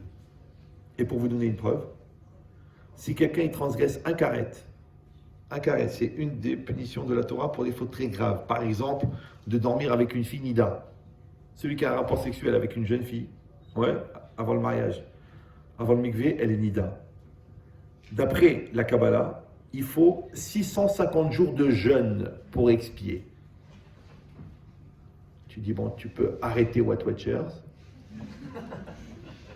Tu dis, ouais, mais je ne savais pas. C'est vrai que c'est pour ça que ce que vous avez fait jusqu'à maintenant, ça peut être considéré comme involontaire, mais à partir de ce soir, ceinture. Donc il faut 650 jours de jeûne. Si un jour tu ne mets pas les téphilines, il faut 40 jours pour expier. Tu ne les as pas mis, 40 jours. Pour un jour où tu n'as pas mis les têtes, il faut 40 jours de jeûne. C'est pas pour vous dire qu'il faut jeûner, c'est pour vous dire la mesure de la gravité. Un rapport sexuel avec une finida, c'est 650 jours de jeûne. Plus de 2 ans. Ouais. Écoutez bien maintenant. Maintenant, il dit le Rabbeinu Yonah, une nuit d'étude pour te dire la force de l'étude de la Torah. Une nuit d'étude, ça efface un karet. Ça veut dire que le mérite d'une nuit d'étude, ça correspond à 650 jours de jeûne. C'est pour ça que les commentaires, ils donnent un truc. Puisqu'on commence à être puni à partir de l'âge de 20 ans, les gens intelligents, qu'est-ce qu'ils font? S'ils ont 20 ans, ils commencent à étudier la Torah. Comme ça, tout ce qu'ils devaient recevoir comme treha sur les avérotes qu'ils ont fait depuis l'âge de 13 ans, ils sont effacés par leur étude de la Torah. Premièrement. Deuxièmement, ils rentrent en contact avec l'Esprit divin, puisque le bon Dieu, il exprime sa volonté dans la Torah. Donc ils font un avec Dieu. Et comme ils font un avec Dieu, il n'y a pas une meilleure kapara. C'est pour ça qu'on dit que la meilleure expiation, ouais, pas l'expiation négative, parce qu'à l'époque, on se roulait dans la neige tout nu, les mecs ils se mettaient des coups de fouet. Non, t'as pas besoin de ça, ils jeûnaient pendant des semaines. Non, aujourd'hui on n'est pas au niveau. Aujourd'hui, tu sais ce que tu fais? Aujourd'hui, tu étudies la Torah, et quand tu sens une belle tahava, une belle envie, ouais, un beau décolleté, tourne ta tête. Quand tu tournes la tête sur le décolleté, tu es mechaper sur les fois où tu n'as pas tourné la tête. Ouais. Quand tu fais la bracha avec la kavana, en mangeant, ça va effacer les fois où tu as mangé sans la kavana. Quand c'est pas caché et que tu manges pas, tu dis, ben, il n'y a pas. Il n'y a pas. Le mec qui m'appelle, il dit, Rabbi Chetrit, écoutez, je suis à Saint-Étienne, il est 1h15 du matin, il reste un sandwich à la gare, est-ce que je peux le prendre? Mais je dis, qu'est-ce que c'est? Il dit, un jambon beurre. Je dis, tu veux prendre un jambon beurre? Il m'a dit, oui, mais j'enlève le beurre, je ne vais pas mélanger le lait et la viande. Qu'est-ce que je lui dis, le gars, il est perché plus qu'un corbeau. Ouais. Je dis, bah tu sais, c'est assourd. Alors, essaie de trouver une baguette sans rien dedans. Dis-lui au gars qui te donne juste la baguette. Il m'a dit, mais Rav, c'est pas évident, j'ai faim. Je dis, bah tu sais, quand tu vas te retenir de manger ce sandwich, tu enlèves toutes les fois où tu as mangé. Même les Khatan Kala, quand ils viennent chez moi, ils ne sont pas très religieux. Ils disent, Rabbi Chetrit, on veut une bracha. Je dis, est-ce que vous avez été un petit peu loin dans les vérifications de matériel? Ah ben, il dit, bah on n'est pas religieux. Je dis, vous voulez rentrer pur sous la choupa? Vous voulez que Avraham, Yitzhak et Yaakov soient là-bas? Vous voulez que Sarah et Menuel vous bénissent? Vous voulez rentrer avec la Shekhinah dans votre maison? Il me dit oui. Je dis, combien de temps il reste pour le mariage? 6 mois. Je dis, 6 mois, vous ne touchez pas. Mais Rav, c'est pas évident. Je sais que c'est pas évident. Et en plus, elle a des qualités morales incroyables. Je dis, mais tu vois, quand ta main, là, elle a envie d'avancer comme ça. Et je lui dis comme ça, tu retiens ta main, ça efface toutes les fois que tu ne les as pas retenues. Et bien ces gens-là, ils m'appellent après, ils me disent, Rabbi Chetrit, on était purs sous la choupa, tous les deux, on était purs. Pourtant, je peux vous dire qu'ils avaient vraiment vérifié à fond. On était 2 autres personnes. On était un Khatan Kala, aucun rapport. Alors que les gens qui font tout et n'importe quoi avant le mariage, je vous dis la vérité, hein, écoutez bien, ne le prenez pas mal. Hein, ils ont déjà la routine du vieux couple avant la choupa. Ils ont déjà la touma de la Avera avant la Avera. Ouais, ils ont les engueulades de nerfs avant. Pourquoi? Parce que quand tu fais les efforts, Hachem il rentre dans ton histoire. Mais quand tu es dans le laisser-aller, c'est l'Yetzirah qui rentre. Et quand l'Yetzirah il rentre, il rentre. Vous connaissez la chanson? Voilà. Chazak ou Baruch. Merci à vous tous d'avoir fait l'effort de suivre. Je sais qu'il y en a qui ont prié pour que je m'étouffe, mais c'était tellement content de vous retrouver. Donc je vous souhaite vraiment Shana Tova, beaucoup de nachal, beaucoup de simcha, beaucoup de bonheur. Et il faut beaucoup encourager toute l'équipe pour tous les efforts qu'ils fournissent. Donc venez nombreux à toutes les activités, investissez-vous, ça vous fera du mérite, eux aussi ça leur fera du mérite. Et vous savez, quand on se donne pour les autres, on a besoin un petit peu de voir les fruits parce que c'est encourageant. Et si vous êtes une occasion pour eux de leur faire du bien, vos enfants aussi ils seront une occasion pour vous de vous faire du bien. Razak.